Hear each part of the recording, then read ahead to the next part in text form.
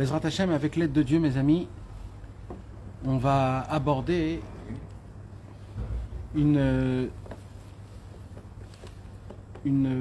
l'enseignement de Rabbeinu Akadosh, Rabbi Nachman de Breslev, Torah 9, Seif Bet, on est en plein milieu. On a commencé le cours dernier, la première explication où il y a écrit, caché, par Nasato chez la Adam, qui est Kriyat Yam Souf, Maisonotable chez la Adam, qui est Kriyat Yam Souf. Comment c'est compliqué, comment c'est dur, comment c'est un miracle énorme quand un homme il a de quoi manger à sa table tous les jours. C'est un miracle qui n'est pas moins que d'ouvrir la mer en 12 parties. Et Rabbeinu, il veut nous emmener quelque part en nous disant tout ça. En fait, jusqu'à maintenant, Rabbeinu nous explique qu'est-ce que fait la prière dans les cieux. Au tout début, Rabbeinu a commencé à expliquer qu'est-ce que la prière, elle fait dans le monde. Qu'est-ce qu'elle fait dans le monde, la prière? Elle dit Rabbeinu, c'est le manoa, c'est le moteur de tout ce qui est dans le monde. Quand une création se fie au Créateur, cette force-là, de la création qui se fie au Créateur, cette force, ça donne de l'énergie à tout ce qui existe dans le monde.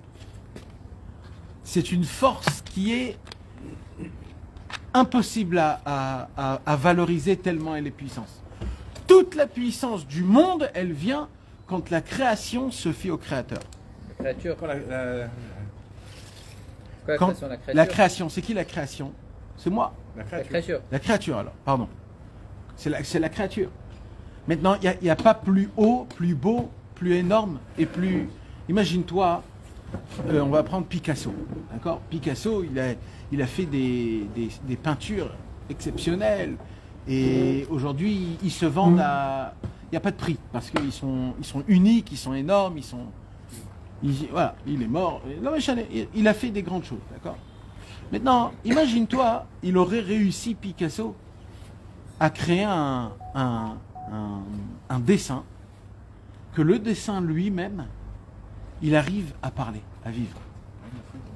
Et que le dessin lui-même, il dit au dessinateur, si tu veux me perfectionner, fais-moi ça, et fais-moi ça, et peut-être fais-moi ça, et aide-moi à faire ça. Et lui, en fonction de ça, il fait la même chose. Quand un homme, quand un être humain, quand une création d'Hachem, elle se fie, elle se retourne vers Dieu, qui est le créateur, qui est le dessinateur, qui est la pensée de toutes les pensées. Elle vient et elle dit Hachem, je veux te servir, mais j'arrive pas. Alors je te demande, je veux de la parnassa, j'en ai pas, je te demande. Je veux me marier, j'ai pas, je te demande. Et ainsi de suite, dans tous tes besoins. Ça peut être des besoins nuls, ça peut être des besoins très importants, ça peut être des besoins même d'un enfant. On apprend la prière d'un enfant, il dit Rabbi Nathan. Im yeled shashuim zachor eskerenu bo. Il dit Rashi, yeled, c'est quoi yeled? Keben shalosh o arba, 3 ou 4 ans. C'est-à-dire quand on veut nous apprendre c'est quoi la prière, alors on nous montre pas Moshe Rabbeinu, Shmuel Hanavi, David Amelech. Normalement, c'était de lui qu'on devrait apprendre la tfila. Non. Shlomo Amelech, il dit tu apprends la tfila d'un enfant de 3 ou 4 ans. Et il dit Rabbi Nathan, c'est quoi la différence de 3 ou 4 ans? Dis 3 ans, dis 4 ans, c'est quoi 3 ou 4? Alors il dit Rabbi Nathan, non, il y a une différence. Parce que l'enfant de 3 ans, même les mots, il ne sait pas les dire. Alors il dit des semblants de mots et c'est le papa ou la maman qui comprend. Et 4 ans, il sait déjà dire les mots, mais il ne sait pas créer des phrases en entière. Donc il dit un mot là, un mot là, un mot là. Alors il dit Rabbi Nathan, tu vois de quoi on parle? De ça? Eh bien ça, c'est ça. Parle comme ça, exprime-toi de la manière, t'es pas un orateur, t'es pas un grand parleur, mais exprime-toi le peu que tu peux. Et Hachem, quand il est Mishta Shea, quand Hachem comment on dit, il est joyeux, quand il s'amuse, il a de ça un chachoua, un plaisir, un kiff. C'est quoi son kiff, son plaisir? C'est ça, c'est au moment où le dessin lui-même, il parle au dessinateur et lui dit pourquoi tu m'as fait un soleil qui se couche? Moi, je veux le soleil en plein milieu de la photo. Je veux voir le paysage. Alors c'est vrai que c'est des bêtises, je sais pas. Mais le fait qu'il y ait un contact avec le créateur et la création, c'est le contact le plus magique qui existe au monde. La chose la plus magique qui puisse exister au monde, c'est quand un être humain comme moi, qui est complètement à 100% matérialiste, qui travaille pour manger, qui dort pour être fort, qui mange pour être rassasié, qui se marie pour avoir des enfants, le plus naturel possible, le plus mondial, normal, monsieur normal. Qu'un monsieur comme ça arrête de s'alimenter dans tous les termes du sujet et qui se lève et qui lève ses yeux au ciel et il dit à Hachem, en vérité, je dépends que de toi et tout ça c'est éphémère et la vraie racine de tout en fait c'est que toi. Quand une personne s'adresse comme ça à Hachem, alors là, c'est toute la raison pour laquelle Dieu a créé le monde. C'est toute la raison, c'est le but, c'est le but. Le monde, il fait son but. C'est pour ça que, et là je vous parle des êtres humains, je vous parle même pas encore des juifs. Là je suis en train de parler des êtres humains. Là je parle Pshitout, c'est pour tous les êtres humains. C'est-à-dire c'est pour tous les êtres humains. Les animaux n'ont pas cette capacité-là de prier. Les animaux, juste ils louent Hachem. Juste ils louent. Ils peuvent dire que merci, ils peuvent que louer Akadosh Baruch Hu. Ils peuvent que chanter Hachem. C'est un niveau très élevé. Mais quand même, ils n'ont pas ce date, cette conscience de pouvoir même demander, réclamer. Ils n'ont pas cette conscience. Parce qu'en bête, ils l'ont pas. Parce que le monde n'a pas été créé pour eux. Le monde a été créé pour qui? Pour l'être humain qui réfléchit, qui bouge, qui peut changer le monde, qui peut amener du bien dans le monde, qui peut aider, qui peut faire que le monde y soit meilleur. Ta présence, elle est meilleure. Elle fait du bien au monde, même si c'est en toute petite quantité. C'est quand même quelque chose. Et la prière, c'est ça. Et à chaque fois qu'on parle de la prière, c'est ça. Et limite, Hachem des fois nous envoie des petits problèmes qui sont des faux problèmes pour qu'on prie. Pas parce que c'est pour moi, pas parce que c'est moi j'ai des problèmes et je dois les enlever mes problèmes. C'est parce que ta prière, elle est tellement importante que quand tu pries, tu amènes de la lumière dans le monde en entier. En fait, c'est le monde qui a besoin de tes prières, en fait. Nous, des fois, on se voit des gens mécréants, on se voit des gens nerveux, méchants avec nos femmes ou nos enfants, ou alors pas assez de savlanout, ou alors ainsi de suite. Alors dans ta tête, tu dis, oh là là, je suis pas bien, je suis mauvais, je suis pas bien, je suis mauvais. Et tu as honte devant Hachem. Tu te prononces devant Hachem et tu dis, Hachem, encore une fois, je me suis fait rentrer dans la gadoue, dans la boue, et je suis pas dans le bon chemin, je me suis pas conduit comme il faut, etc. Mais en vérité, tu es un tzaddik. En vérité, tu es un tzaddik. En vérité, c'est faux. Tu te conduis bien. Tu as un bon papa, tu as un bon mari. Par rapport aux autres, tu as été un bon. Mais pourquoi Hachem, il te met dans cette... C'est parce qu'en vérité, quand tu vas prier à Hachem, tu vas demander pardon au nom de tout l'âme Israël. Parce que eux, vraiment, ils ont besoin de ça. Moi, j'ai la conscience. Tu crois ça? Mais ça, c'est écrit, mais fourrache, dans une lettre que Rabbi Shmuel Hurwitz, où je l'ai déjà dit dans une Torah qu'on a étudiée, il a dit que des fois, les Chassidés Breslev, il leur arrive certaines choses qu'on ne voit pas que ça arrive aux autres. Pas obligatoirement mal, mais même des bonnes choses, même des choses... on a des histoires à raconter. Ça veut dire on est des personnes qui vivent des choses que des personnes normales, ils n'ont pas obligatoirement ces choses-là. Et pourquoi ça nous arrive? C'est parce que nous, on fait Hitbo des doutes, on fait Teshuvah, on demande à Hachem. Alors Hachem, il prend cette occasion pour que nous, on parle pour tout le monde en entier. C'est pour ça que c'est important de prier pour le monde en entier, pour tout. Toi, tu crois que tu pries pour toi, mais en fait, Hachem, il prend ta prière pour le monde en entier. Parce que c'est ça, Tfila, les El, Chayai, car la prière, c'est le manoa, c'est le moteur. Quand une personne s'adresse devant son Créateur pour demander de l'aide, pour demander qu'elle soit proche de nous, pour demander un peu d'attention dans tous les niveaux, ça, c'est le manoa, c'est le comment on dit, le moteur qui donne de la vie en entière. Mais maintenant, sache, Rabbeinu ne nous l'a pas encore expliqué comment ça fonctionne. Jusqu'à maintenant, on a expliqué quelque chose de mathématique. Et ça, c'est une question qu'on pose dans ce Likutei Moharan. Jusqu'à maintenant, on a étudié que la prière, c'est automatique. Comment c'est automatique? Parce que j'ai appris que quand je prie, en fait, ma prière, elle monte dans la porte de ma tribu. Dans la porte de ma tribu se tient un archange qui appartient à cette tribu. Que cet archange, il a sous lui plein d'autres anges, que eux, leur travail, c'est de descendre plus bas, dans le monde des étoiles et des mazalotes. Comment on dit les mazalotes? Des planètes. Pour que les planètes puissent influencer dans ce monde-ci à travers les plantes, les natures et tout ce qui se passe, pour que suite à ça, moi, je puisse avoir ma demande. Vous vous rappelez? Ça veut dire que toi tu montes très haut et après ça redescend? C'est ma prière. C'est que ma prière. va Ma prière, elle redescend. va monter, elle va réveiller quelque chose, que cette chose-là, en fait, elle est liée à moi, et quand elle va redescendre vers moi. Pourquoi vers moi? Parce que c'est moi qui l'ai allumé. C'est moi qui l'ai réveillé. Cet archange et ces anges, et le mazal. C'est pour ça que la Gemara, elle dit, sur chaque fleur, sur chaque branche, sur chaque grain, il y a un malach qui se tient, qui lui appartient que à lui, et qui lui dit, pousse, avance, grandis, fais ce que tu es venu faire dans ce monde-ci. Particulier, d'où il a cette force, cet ange, d'un autre ange. Et d'où cet autre ange, d'où il a d'un autre ange. Et d'où jusqu'au mazal, la planète. La planète, d'où elle vient? Du mazal plus haut. Et le mazal plus haut, d'où il vient? De l'archange. Et l'archange, d'où il vient? Des 12 tribus. Et en fonction de ta tribu, grâce à ta prière que tu as priée, pour que ta prière elle arrive à ça, c'est toi qui as enclenché. Mais comment ta prière elle arrive à la tribu? Alors ça, on va le voir plus tard. Mais de base, normalement, un juif, quand il prie, il doit prier, sa prière, elle va dans sa tribu. C'est d'ailleurs la raison pour laquelle il y a 12 rituels de prière. Ça, c'était à l'époque, mes amis. À l'époque, il y avait 12 rituels de prière. Chaque tribu avait son rituel de prière. Mais vous savez, à l'époque,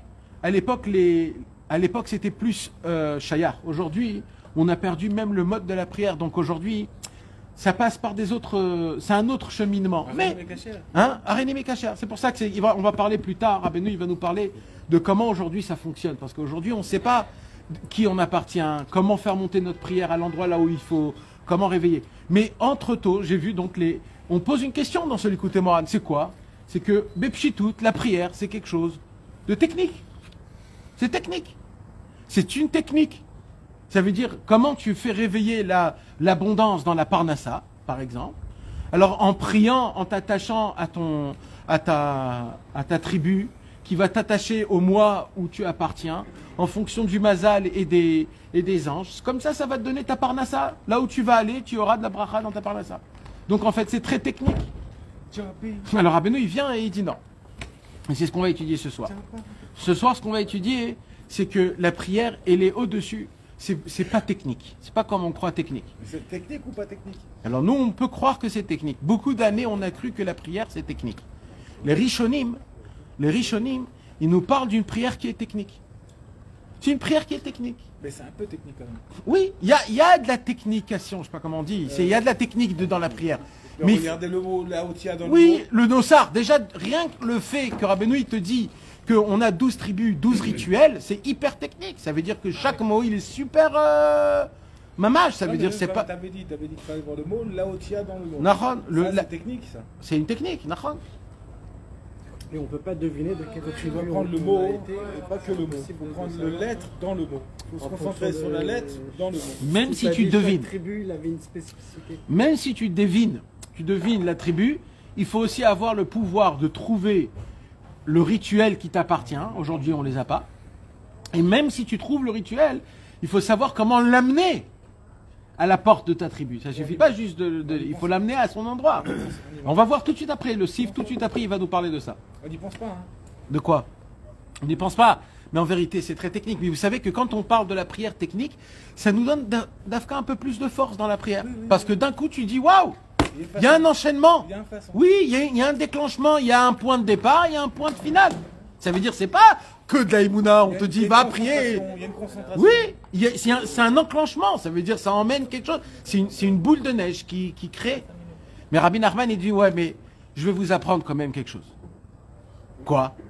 Il dit, ça, d'où on apprend tout ce qu'on vient de dire, la technique du premier pshat. Le premier pshat de Kashi Mezonotav chez la dame, qui est Kriyat Yamsouf.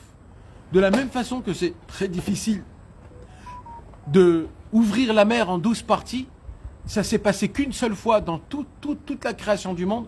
Et pour cela, c'était que Moshe Rabbeinu, avec une nuit d'Emouna, avec un sorti d'Égypte, avec 10 plaies, avec 400 ans de galout, tout ça. Ah, en fin de compte, il a ouvert la mer. Eh ben, c'était dur, oui.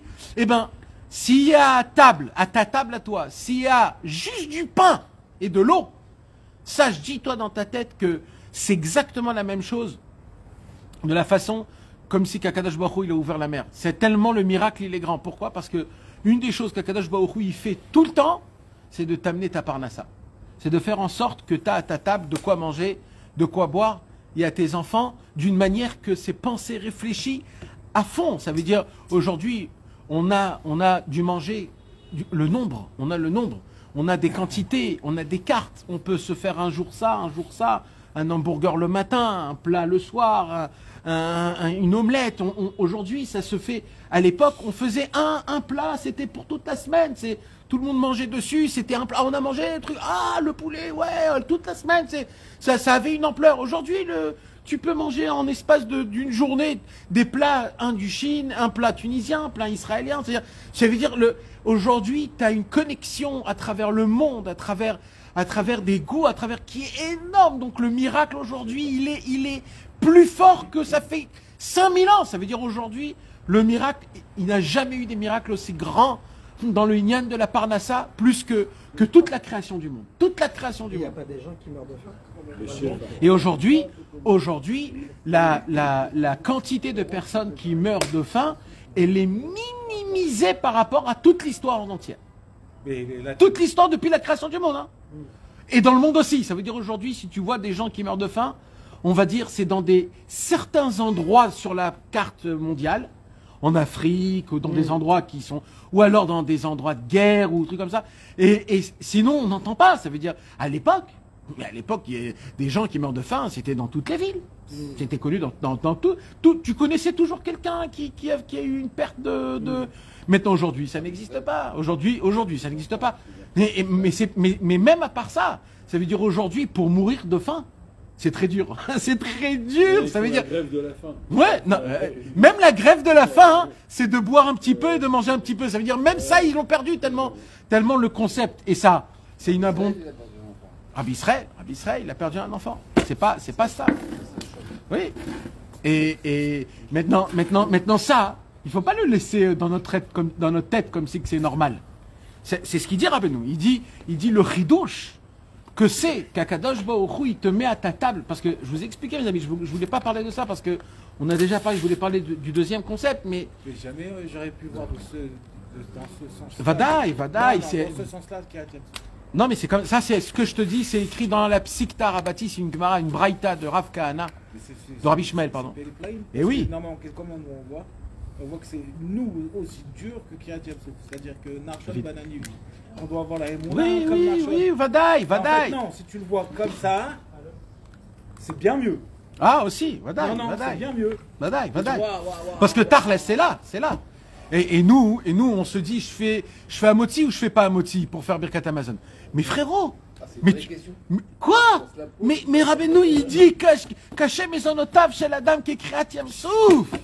Il n'a pas dit c'est grand comme. Il a dit c'est dur. Kashin. Il n'a pas dit c'est grand. Il aurait pu dire c'est grand comme. Il a dit c'est dur pour moi, il dit Hachem, de te mettre à ta table ton manger de tous les jours et de 3 fois par jour. Et des fois c'est 5 fois par jour parce qu'on mange à la maison, après on mange à la synagogue, après on mange chez le copain, après on descend boire un petit truc. Tout ça, c'est Hachem qui te l'a donné, qui l'a écrit, qui te l'a fait. Maintenant c'est ça, Kashin Mezonotav. Mais le Kashin Mezonotav, on le comprend. Pourquoi on le comprend? Parce que d'après ce que Rabbeinu nous a expliqué, non, c'est en fonction de ta prière. Parce que ta prière, elle enclenche un ange qui va enclencher une planète, qui va enclencher ton mazal, et que le mazal, il va te l'emmener à toi. Et c'est grâce à ta prière, en fait, c'est un point qui a emmené un autre point, qui a emmené un autre point, et qui t'a emmené. Mais là, Rabbeinu, il dit, mais ça, c'est une première chose. Maintenant, on va monter, il dit Rabbeinu. Maintenant, on va voir que la prière, Moshe, elle n'est pas du tout mathématique. Pas mathématique, comment on a dit? Technique. La prière, elle est technique, oui, il y a des bases de technique, parce que dans chaque chose, il faut de la technique. Et aussi, Rabbeinu nous dit, sachez, vous parlez, ça fonctionne. Vous parlez, ça fonctionne. Il y a une technique quand tu lis, pour pouvoir te concentrer. Aussi. Mais pas une technique quand tu parles. Si, aussi, quand tu parles. Parce que quand tu parles en fonction... Dit, 3 ans, 4 ans. Nahon. Mais quand même, l'expression, elle est quand même, il y a une différence d'expression de Réhouven et de Shimon et de Lévi et de Yehuda et de Issachar et de Zevulun. Hein? Même dans les Bodédoutes. Ouais, c'est des façons d'expression. on a expliqué que chaque... De toute façon, nous, on est où Yehuda ou Benjamin, de toute façon. Oui, oui, mais dans notre Shoret Neshama, on a aussi des autres... je ne sais pas comment ça fonctionne exactement, mais on est attaché à certaines tribus. Tant qu'on n'est pas dans notre place, on est encore en galoute, alors ça ne s'appelle pas qu'on est au Yehuda ou Benjamin. Ça s'appelle qu'on est mélangé. Ça s'appelle qu'on n'est pas stable. Ça s'appelle qu'un jour on est Rouven, demain on est Shimon. C'est ça la galoute. La galoute, c'est que je ne suis pas à ma place. Donc ça se pourrait qu'un jour, t'es dans ta Neshama, tu es comme Naphtali, une journée où tu vas être tout le temps en va et en vient, et ça sera ça ton Avodat Hashem. Et il y a des journées où ça sera Zevulun, où tu devras pendant quelque temps travailler non-stop, sans Avodat Hashem. Et il y aura des journées où tu seras Issara, où toute la journée tu vas étudier, et ça sera... et ta prière, elle sera pas pareille. Et tu as des journées où tu es Réhouven, tu es le chef de famille, tu es la personne qui doit prendre des situations, donner des réponses à ta femme et tes enfants. Et c'est des situations. Tant qu'on n'est pas dans notre place et qu'on nous a pas dit, Mehmet, t'es Benjamin, t'es Yehuda, alors on est mes boulebal. Donc la prière, elle va en fonction de ça. Tu comprends, ça se fait tout seul. C'est pour ça qu'en fin de compte, on a besoin du Harani Mikacher, parce que le Harani Mikacher, le tzaddik, il sait sentir de quelle façon la prière elle a été faite. Mais on va apprendre dans cette Torah quelque chose d'important, que ça dépend du Harani Mikacher. Sans ça, même le Harani Mikacher, on va apprendre. C'est le Emet, on va parler du Emet. Oui, mais c'est la condition... c'est la condition... Comment on peut dire c'est l'équanon. Sine qua non. C'est voilà, indispensable. C'est mamash, la condition. Mais on va parler de ça pour l'instant. Je ne veux pas parler de ça. Comment Rabbeinu, il nous apprend qu'en vérité, la Torah, ce n'est pas que mécanique. Alors c'est important, mes amis. Rabbeinu, il dit, comme par hasard, dans tout le Shas, dans tout le Bavli Yerushalmi, dans tous les Midrashim, dans tout le Zohar, il n'y a pas écrit Kashin, Mesonotav, qui est Kriyat Yamsouf, en donnant un exemple comme le Kriyat Yamsouf, que dans un autre thème. C'est quoi le thème? Caché Zivugo chez la dame qui est Kriyat Yamsouf. C'est dur de trouver son âme sœur, je ne sais pas si c'est le mot exact, pas le mot exact, mais Zivugo, c'est son conjoint. C'est dur de trouver. Il n'y avait pas un Chinour aussi? Hein? De quoi?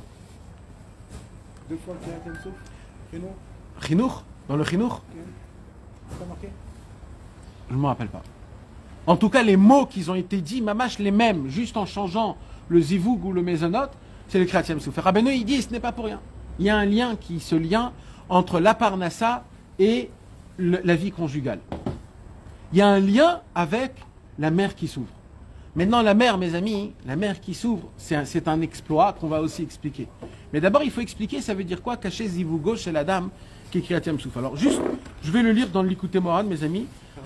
On est après le Seif Bet, dans Vezé Shamru Chachamenu Zichronam Livracha, un petit peu après le commencement du Bet. Vezé Shamru Chachamenu Zichronam Livracha, Kashin Mezonotav qui est Kriyat Yamsouf. Il a écrit que c'est très dur, la Parnassa comme la Kriyat Yamsouf.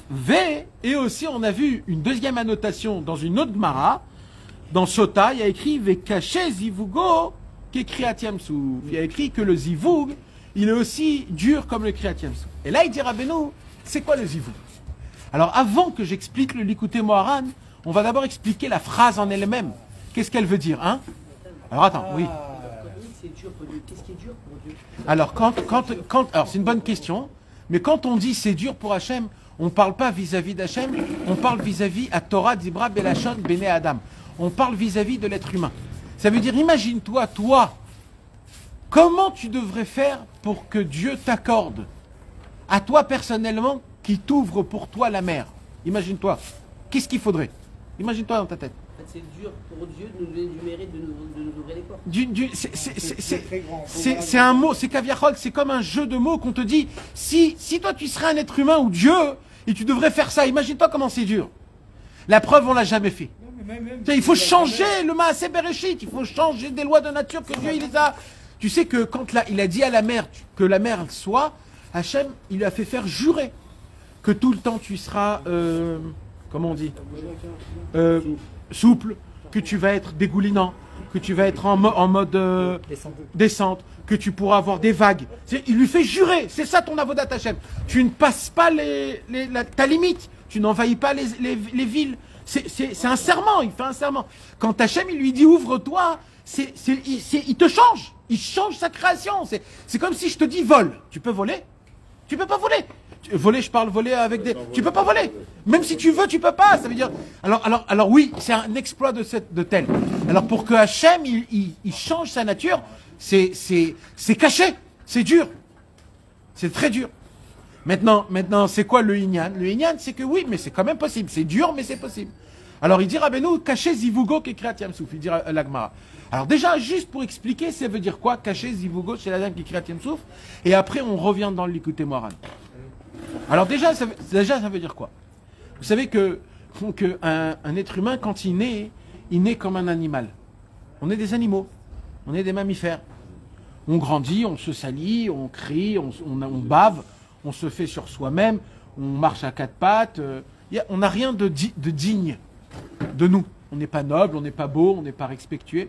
Et petit à petit, on apprend à être civilisé, à marcher à deux pattes, à dire merci, à dire pardon, et à ne pas se salir même quand on dort la nuit. Parce qu'on peut faire pipi ou caca la nuit. Ben non, on apprend même la nuit à se retenir. Ah ouais, comment? Mais la nuit? Non, tu apprends. On peut apprendre même la nuit à se conditionner, à faire certaines choses et ne pas faire certaines choses. Et pendant toute une vie, pendant tout un moment de ta vie, tu essayes d'être une personnalité. Pourquoi tu essayes d'être une personnalité? Pour être beau? Non, parce que tu sais pas c'est qui t'attribue. Attends, tu vas trop. Attends, là. Déjà le pshat pachout, on parle. Déjà, le pshat pachout. Pourquoi tu veux être beau? Pourquoi tu veux être un businessman, un beau gosse? Pourquoi tu veux être sage? Pourquoi tu veux évoluer? Pourquoi tu veux avoir de l'argent, en vérité? Moi, parce que j'ai vu un film que c'était très important et que j'ai voulu faire la même chose. Alors non, il y a aussi de ça, mais il y a une profonde... Mon papa était de cette manière, je veux ressembler à mon papa. Non, il y a une profonde volonté qui est quelque part, qui est pure. Que Hachem, oui, que Hachem nous a fait rentrer dans l'ADN. Alors c'est plus, alors c'est vrai, mais il y a encore plus haut. Plus haut que ça. Oui. Et tu sais c'est quoi? C'est simple. Je suis en France. Non. Ça veut dire la chose. Non. Alors, on va rester en enlevant la spiritualité. En enlevant la spiritualité. Pourquoi on cherche à réussir dans le monde? C'est-à-dire, tout le monde. Quelque part, mes amis, et c'est ça le Hémet, hein. Et ça, c'est valable pour le monde. Je parle le monde en entier. Hommes comme femmes, comme juifs, comme goy, comme tout. C'est pour pouvoir procréer avec une femme. Ah ouais. C'est pour plaire à sa femme. Et pour que sa femme, écoutez bien, pour que sa femme puisse donner de l'importance au mari et comment on dit une askama, la donne. Ouais. D'accord. L'accord, tu peux être le papa de mes enfants. Parce que la maman, elle voit ses enfants comme ses enfants à elle. C'est très animal. Oui, là je parle dans la normalité. Là je parle dans la normalité Hachem, comment il nous crée dans la base normale humain. Il y a des oiseaux, ils font des rikoudim, comment on dit, des danses. Il y a des même tout le monde, des lions, ils ont chacun leur drague. Mais c'est pas des dragues, c'est pas sale. Même le coq, c'est quoi? C'est Hachem, c'est Kadosh, c'est beau, c'est impressionnant là. Comment Hachem il a fait que les poissons, ils créaient des trucs dans le sable pour amener la femelle. Ça veut dire viens, on enlève la débauche. La dit de faire comme ça. Oui, la halakha, elle nous dit, elle nous oblige, elle nous dit que celui qui fait pas comme ça, c'est comme un lion. C'est comme un lion qui met sa patte et il bouffe. C'est pas comme ça qu'on doit. Il tsarir les faillesses. Il faut, comment on dit les faillesses? Ça n'existe pas ce mot en hébreu, mais embellir, draguer, mais un beau mot. Faire le coq en français. Le coq, exactement, de faire le coq. C'est la halakha qui dit de faire. Alors la halakha, il faut pas être comme le coq. C'est dur, ouais. Mais il faut il faut ressembler à ça. Maintenant, mais imagine, mes amis, ça,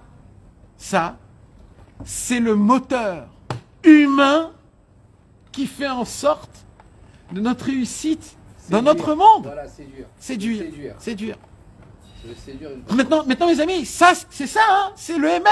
Hachem, il a fait ça d'avoir cette attirance.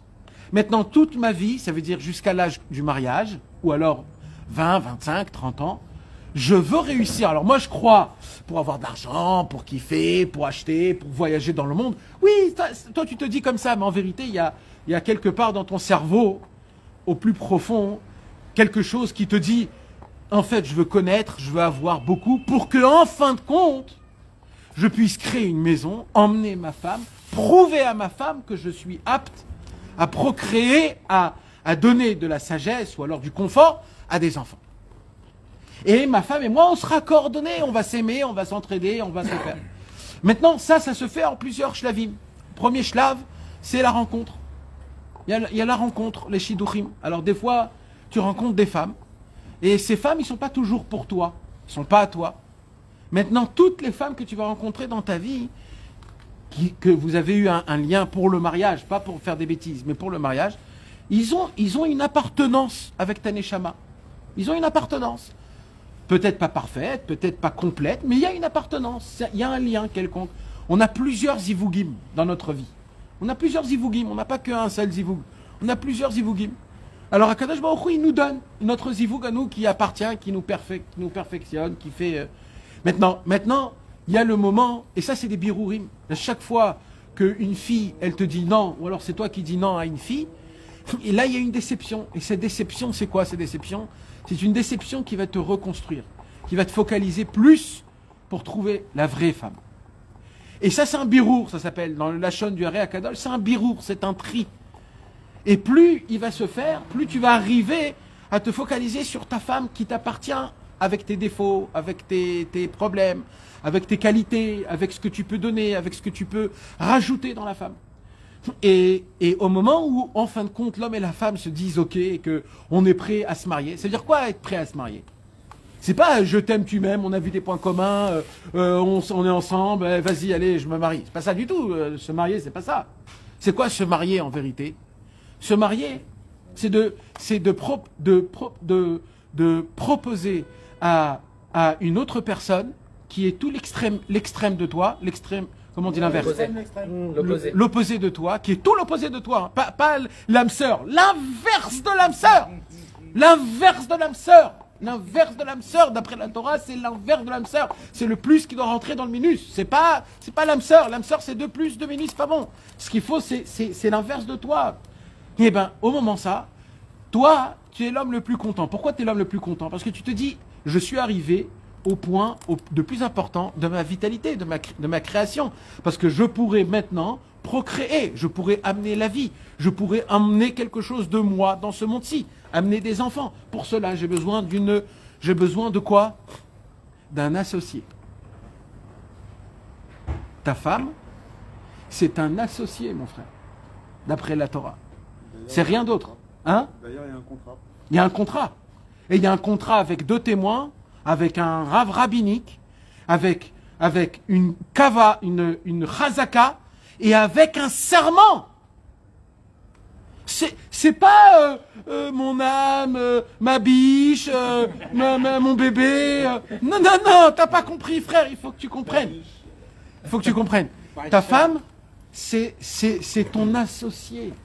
Et elle réclame, comme toi aussi tu réclames. Elle veut de la loyauté, elle veut que tu sois pied sur terre, et elle veut pouvoir s'appuyer sur toi dans les moments les plus difficiles. Parce que elle sait que sans son mari, elle n'a pas de place, elle peut pas se créer un royaume, elle ne peut pas se créer comment ça s'appelle, un harmon, un palais, elle ne peut pas. Même si elle veut, même si elle est riche, elle ne peut pas. Parce qu'il faut un maître de maison. Il faut un monsieur qui soit là et qui donne les règles et qui fait tout le reste. Donc elle sait au plus profond d'elle qu'elle a besoin d'un homme qui a assez les épaules pour se tenir dans les endroits. Et pour cela, une femme, elle doit se dire, l'homme le plus qui a les épaules, il doit avoir le minimum. Le minimum, c'est au moins la Torah et la Tfila et la Shamit Barar. Parce que s'il s'appuie sur la Torah, il s'appuie sur les tzadikim, et il s'appuie sur Hachem, je sais que c'est pas que les épaules de mon mari, c'est les épaules du Rav, c'est les épaules de la Torah et c'est les épaules de la Emouna. Donc c'est certain que je vais tenir. Maintenant, elle te promet aussi une autre chose. Ta femme, elle te promet de t'aimer, de te supporter. Quand elle va voir tes chaussettes sales et tes caleçons et tes habits, comment ils sont sales, elle t'aimera pareillement. Quand tu tomberas dans le désespoir, elle t'aimera, elle essayera de te supporter. Elle va croire en toi, elle va te cuisiner, elle va t'emmener des enfants, elle va changer, elle va s'amochir pour toi, elle va s'oublier. Elle va arrêter de se maquiller, elle va arrêter de s'habiller belle, pas parce qu'elle se laisse aller, parce qu'elle pense plus à elle, elle pense que à toi.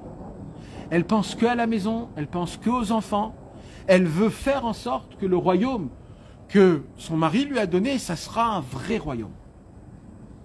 Et le mari, son travail, c'est de donner de la lumière que à sa femme, pas à ses enfants, que à sa femme. Les enfants, ils prennent de la maman.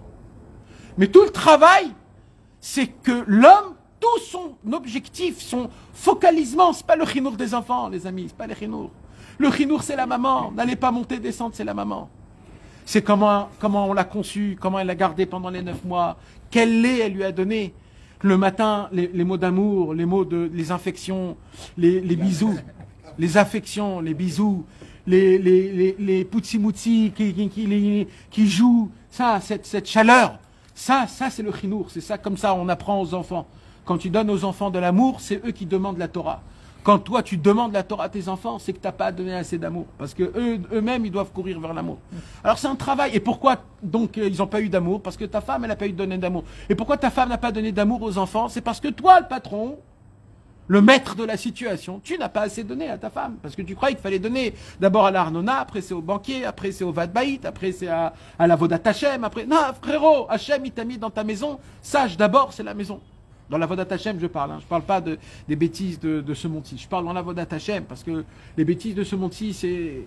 Je ne suis pas le genre de personne qui disent non, il faut investir dans la femme. Quand investir, c'est pas du tout ça. Quand je parle d'investir, c'est de prier. C'est avec la Emouna d'Hachem.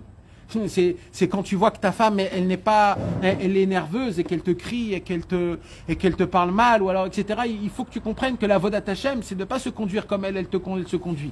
C'est ton Avodat Hashem. Ton Avodat Hashem, si tu dois rester un homme, un être humain, un patron de situation. C'est quoi un patron de situation? Un patron de situation, quand il voit que la boîte elle est en train de péter, eh ben, comme on dit, c'est qui dort pas? C'est le patron, c'est pas les employés. Parce que les employés se disent, moi j'ai que le patron.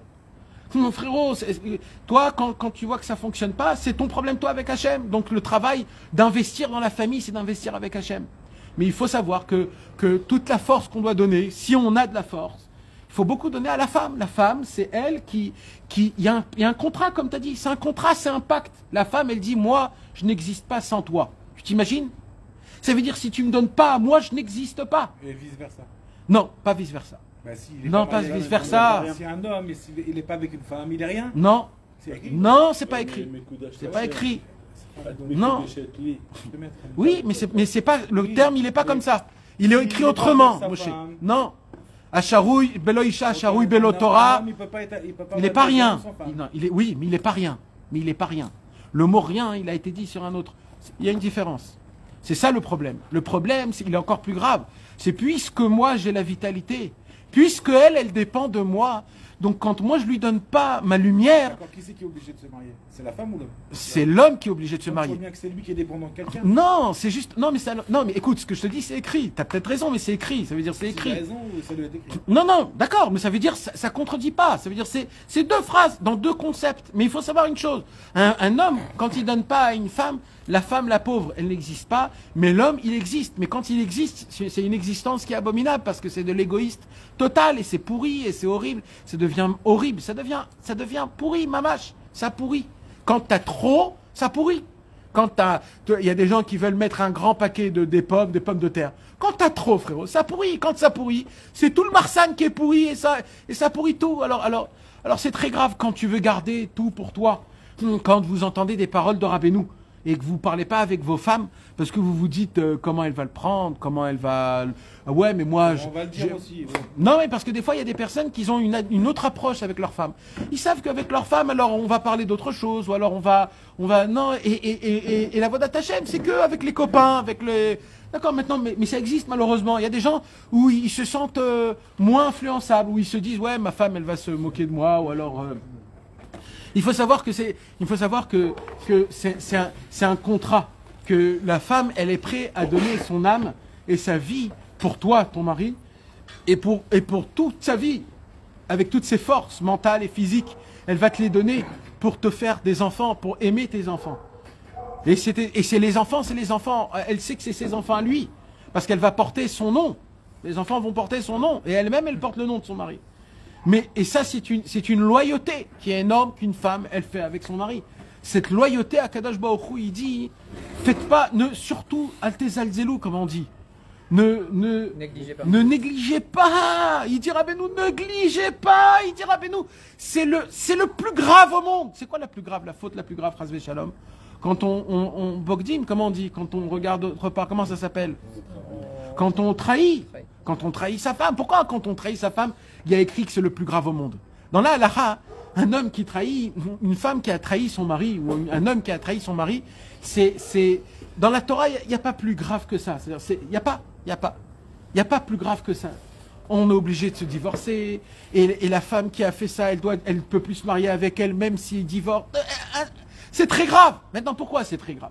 Parce qu'il y a une loyauté. C'est quoi cette loyauté? Comme avec Hachem et toi. Tu t'imagines? Vous savez, mes amis, je vais vous donner un petit exemple. Vous savez, d'après la halakha, dans la normalité, un homme, il peut se marier avec 2, 3, 4, 5 femmes. Dans la normalité. Dans la Torah, il n'y a pas écrit que c'est interdit. Attends. Ah bon? Dans la Torah, la Torah nous dit pas que c'est interdit. Un homme a le droit de se marier avec 2, 3, 4 femmes. Bien sûr, il faut la permission des femmes. Un homme ne peut pas se marier s'il ne prend pas la permission de sa femme. C'était à l'époque. Et comme Yaakov, c'est des sœurs, mais bon, c'était comme à l'époque. Oui, à l'époque de la Gemara, il y avait 2, 3, 4 femmes. De toute façon, à l'époque, aujourd'hui, même si tu dois te marier avec plusieurs, tu ne peux pas te marier avec la sœur. T'as pas le droit. Alors qu'à l'époque, tu pouvais. Alors maintenant, il y a aussi une autre halakha. Un homme, une femme, elle veut divorcer. Une femme, elle veut divorcer. La halakha, elle veut dire, ou alors l'homme, il veut divorcer. Mais un des deux, il ne veut pas divorcer. Alors, il y a une halakha, il y a un grand tzaddik qui s'appelait Rabbeinu Gershom. Vous avez entendu parler de Rabbeinu Gershom? Ouais. Rabbeinu Gershom, il est vécu, il a été vivant il y a 1000 ans de ça. Rabbeinu Gershom, c'est quand on ouvre la Gemara, il y a dans les toutes petites lettres, il y a écrit Rabbeinu Gershom. C'est lui qui écrit les commentateurs de la Gemara. Mamash, avant Rashi, avant Tosfot. C'est le premier des Rishonim, un Rishon des Rishonim. Vous savez comment il s'appelle Rabbeinu Gershom, mes amis? Comment on l'appelle Rabbeinu Gershom? D'abord, on l'appelle Rabbeinu Gershom Maor Hagola. La lumière des exilés. Personne dans tout le judaïsme n'a pas eu ce titre. Maor Hagola. Il y a une grande question. Pourquoi on appelle Rabbeinu Gershom le Maor Hagola? Pourquoi c'est lui la lumière des exilés? C'est qui la lumière des exilés? C'est nous. C'est notre lumière, en fait, on dit. T'imagines le titre, comment il est grand? C'est un titre à donner à Moshe Rabbeinu, à Rabbi Shimon Bar Yochai. C'est pas un titre à donner... Et il n'y a pas un autre qui a ce titre. Hein. Et comme ça, il est appelé dans tous les poskim. Rabbeinu Gershom, Maor Hagola. Maintenant, qu'est-ce qu'il a fait, Rabbeinu Gershom? Rabbeinu Gershom, il a créé des siagim. Ça s'appelle des limites dans la Torah. Des rabbanan. Quand on dit rabbanan, lui, il fait partie des rabbanan. Lui, il a la force de dire Mouktsé, interdit. Ça devient interdit. Pas tout le monde avait cette force. Lui, Rabbeinu Gershom, il avait la force. Pourquoi? Parce que Rabbeinu Gershom, c'était l'homme de toute sa génération, avant et après, que personne ne l'a contredit. Personne. C'est-à-dire, des fois, tu dis Rava, Abaye, Rabbi Yochanan, Resh Lakish. Rabbeinu Gershom, partout, tout le temps, tout ce qu'il disait, c'était reçu. Et Rabbeinu Gershom, il a introduit plusieurs choses. Parmi les choses qu'il a introduit, c'est 2 halachot. 2 halachot que tous les chachamim n'ont pas compris. Quoi? Interdiction de se marier plus qu'une femme. Et la deuxième, interdiction de divorcer si l'autre ne veut pas. Il faut que les deux veulent divorcer. Un seul, on ne peut pas. Tu ne peux pas obliger la personne. Tu ne peux pas. Il faut que les deux veulent, chas v'shalom, divorcer. Et aussi, il a inventé, il a fait rentrer aussi que jamais une femme peut réclamer le divorce toute seule. Bon, c'est la même chose en fait, mais ça veut dire que ça vient de là-bas. Maintenant, en vrai, mes amis, c'est quoi ces halachot là qu'il a fait rentrer? C'est quoi ces limites? Vous voulez savoir le secret, le sod qui se tient? Rabbeinu Gershom, il était dans l'époque où le peuple juif a commencé à partir dans le monde, à sortir dans le monde. C'était après Babylone, après que le Talmud Babli il était terminé. Maintenant il a été écrit. Et là le business il était très fort dans le monde et les juifs étaient très riches. Et les juifs ont commencé à voyager dans l'Inde. Ils ont commencé à voyager en Inde et à faire du business. Ils sont partis en Afrique du Nord. C'était les premiers voyageurs dans le monde en entier qui se sont commencés à se mettre dans le monde. Et automatiquement, quand le peuple juif il commence un petit peu à s'éloigner du centre, alors on perd certaines choses. Et c'est comme ça que malheureusement on peut s'assimiler et perdre notre judaïsme. Rabbeinu Gershom, il a vu dans le roi HaKodesh comment on va malheureusement, au fur et à mesure des années, comment on va s'assimiler. On va perdre des notions, on va perdre des habits, des langages, etc. On va un petit peu se mélanger. Et Rabbeinu Gershom, il a dit avant que ça s'arrive, je vais créer 2 halachot. Et comme Hachem Yitbarach, il a donné la Torah à Shavuot, aux Bnei Adam, il a donné aux êtres humains. Donc la façon de comment en bas on tranche la halacha, comme ça, dans le ciel, c'est tranché. Quand Rabbeinu Gershom il vient et dit je vais rajouter 2 halachot, à ce moment-là même, il est obligé que même dans le ciel, ils sont reçus. Et c'est comme ça que dans le ciel, on tranche aussi. Qu'est-ce qu'il a fait rentrer comme halakha? Qu'on ne peut pas se marier avec plus de 2. Et quoi? Et qu'on ne peut pas divorcer sans les 2 accords. En vérité, on explique. C'est quoi qu'il a fait Rabbeinu Gershom? Il a voulu faire une combine énorme à Akadosh Baruch Hu.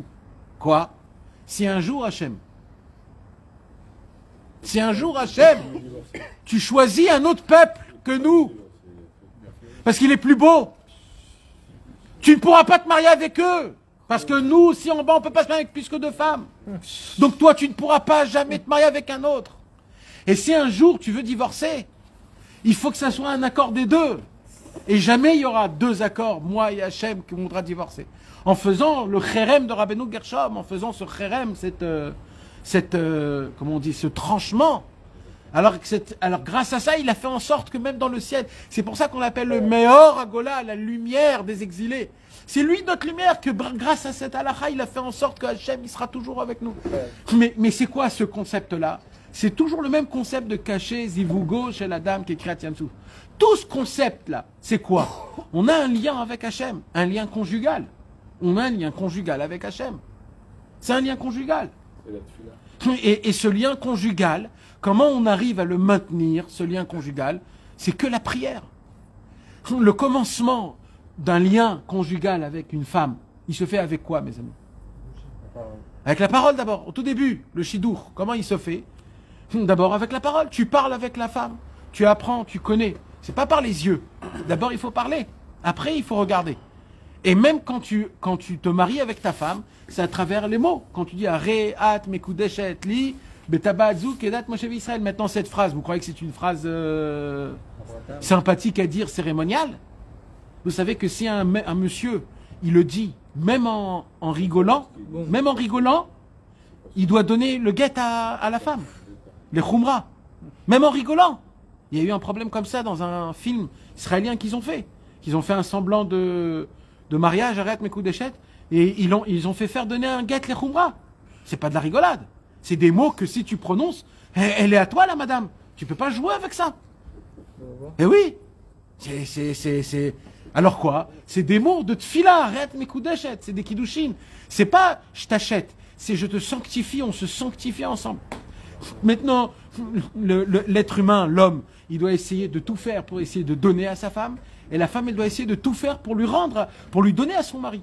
Et c'est un lien, c'est un contact de donnant-donnant. Ça veut dire, je donne sans recevoir et toi tu donnes sans recevoir. Et c'est ça qui crée la brioute. Comment on dit la brioute? Les brioutes à nefesh pour les enfants. que les enfants ils puissent grandir dans la sérénité. La sérénité, elle se crée à travers l'harmonie.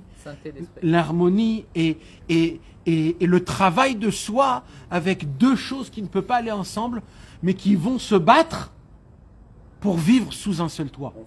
Celui qui croit que dès que je me marie, j'ai trouvé ma femme, je vais bien vivre, alors il se trompe. En fait, ta femme, elle est comme elle est, toi, t'es comme t'es. Et on te demande pas de chercher celle qui te ressemble le plus pour que tu aies le moins de travail. Non! En fait, on te demande, plus elle ne te ressemble pas à toi, plus il y aura plus de travail. Et plus le travail sera fait, plus vous allez vous coordonner ensemble et il n'y aura pas plus collé que vous. En fait, plus c'est dur, plus il y a du travail, plus c'est encore mieux, parce que c'est comme ça qu'on se forme ensemble. Maintenant, tout ça, c'est un travail de tous les jours. Qui fait ce travail tous les jours? Tu crois que toi, tu le fais? C'est Hachem Yitbarach. Sur ça a été dit, caché, zivugo, chez la dame, qui est Kriyat Souf. Akadosh Baruch Hu, tous les matins, il rentre dans ton couple. Tous les matins, avec une feuille grande, avec le crayon sur l'oreille, et il tourne dans la maison, tous les matins. Et il regarde les enfants, il regarde la maison, comment elle est. Elle est faite, elle est en désordre, il y a une pile d'habits qu'il faut repasser, il y a l'arnona, il faut aller à la coupe à trolim avec l'enfant, et la femme, elle doit faire ça. Et Akadosh Baruch Hu, il voit tout ça. Et il va voir, est-ce qu'il pourra, le monsieur, se lever du bon pied, faire un sourire à sa femme, même qu'hier, ils se sont embrouillés. Allez, je commence dès le début, allez, Ani Oved à la Tzimi, je vais m'écraser. D'où tu reçois cette force de s'écraser? D'où? C'est Akadosh Baruch Hu. Kaniré, tu l'as demandé, ou alors Kaniré, tu as fait tes chouvas, Kaniré, tu veux, Akadosh Baruch Hu, il t'aime. Alors il va te donner de la force. Il va faire en sorte, il va te donner des possibilités. Tu sais, des fois, tu t'énerves avec ta femme, ou ta femme, elle s'énerve avec toi. Et des fois, vous vous êtes bagarrés, et tu vois qu'un des deux, ils veulent revenir. Ils veulent pas rester dans l'embrouille. Alors comment elle fait? Parce que c'est dur de se rabaisser. Alors comment elle fait? Alors elle te fait un plat. Elle te dit, regarde, je t'ai fait un plat. Et toi, tu joues l'imbécile heureux avec ta tête là, en faisant le fier et en disant, ouais, tu m'as tout. Nelafti, comment on dit Nelafti? Tu m'as vexé. Ouais, il faut qu'on parle, des bêtises pareilles. C'est Hachem Yitbarach qui t'a ouvert cette position. Akadosh Baruch Hu, il t'a fait. En fait, c'est une sortie. Vas-y, sors de ta imbécilité. C'est Rotaran Rabbeinu, il dit, il y a un Yetzerara spécialisé, coordonné, que Dieu a créé, spécialisé pour les problèmes conjugaux, pour les problèmes. Et il dit, Rabbi Nathan, et tu sais, c'est quand que tous les problèmes ressortent. C'est quand tu veux servir Hachem. Quand tu veux servir Hachem, tu te rappelles de comment tu te conduis chez toi à la maison, comment tu parles à ta femme, comment tu t'énerves, comment tu manges, comment tu t'assois et tu te pavanes dans ton salé, comment tu manges des pop-corn quand tu regardes ton TikTok. Et juste quand tu fais des télim et du likouté de filote, tu te rappelles de l'animal que t'es et tu dis, allez, vas-y, c'est pas pour moi, je suis un imbécile. Il dit, Rabbeinu, c'est le Yetzerara, c'est pas ce moment-là qu'il faut se rappeler de ça. Sinon, il fait comme si rien n'était, il fait son télé. Rabbeinu il dit, le Yetzerara, il rapporte ça pour enlever ton avodat Hashem, et malheureusement, ça nous brise, parce que ça nous brise. Alors il dit, Rabbeinu, alors rattrape le Yetzerara depuis le début, arrête de jouer le macho, arrête de jouer le monsieur qu'on court derrière toi et que tu vas avoir de l'intention et de l'amour et arrêtez les gars, on n'est pas là, on n'est pas des goïms, on est des juifs. Et un juif c'est un meneur, et un meneur il avance, et il sait ce qu'il doit faire, et il sait que c'est lui le patron, et il attend rien en retour, et tout dépend de lui, en fin de compte c'est lui, tout tourne autour de lui en fin de compte, tout tourne autour de lui. Quand il y a un problème autour de lui, c'est parce que c'est influencé quelque part. Et la majorité des problèmes qu'il y a dans le conjugal, c'est des problèmes de spiritualiser à travers Hachem. Parce que tout est un reflet. En fonction du shalom baït que tu as avec Hachem, comme ça tu as ton shalom baït avec ta femme. Et en fonction du shalom baït que ta femme elle a avec toi, comme ça elle souffre de ses enfants.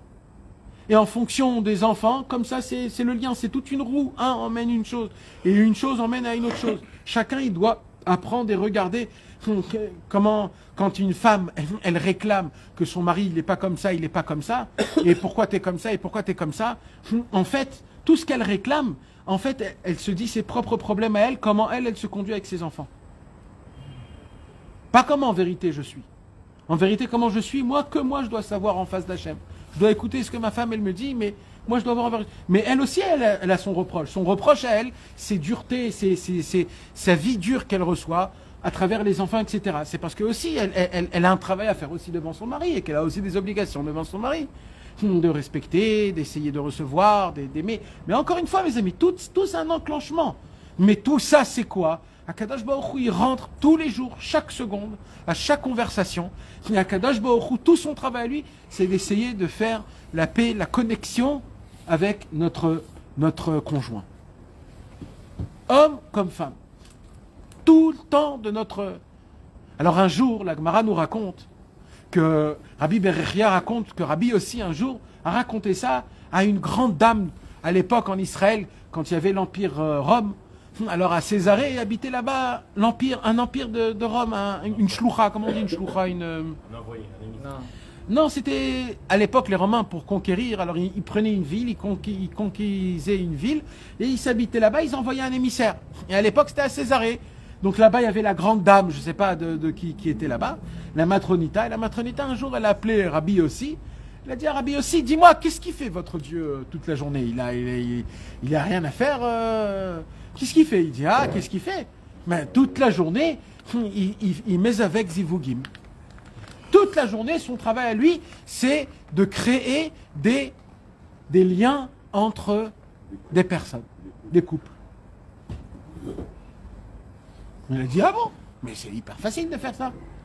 Elle dit, ah ouais? Elle dit, ouais, je vais te faire montrer comment c'est facile. Qu'est-ce qu'elle a fait? Elle est rentrée chez elle, elle a appelé 100 sages.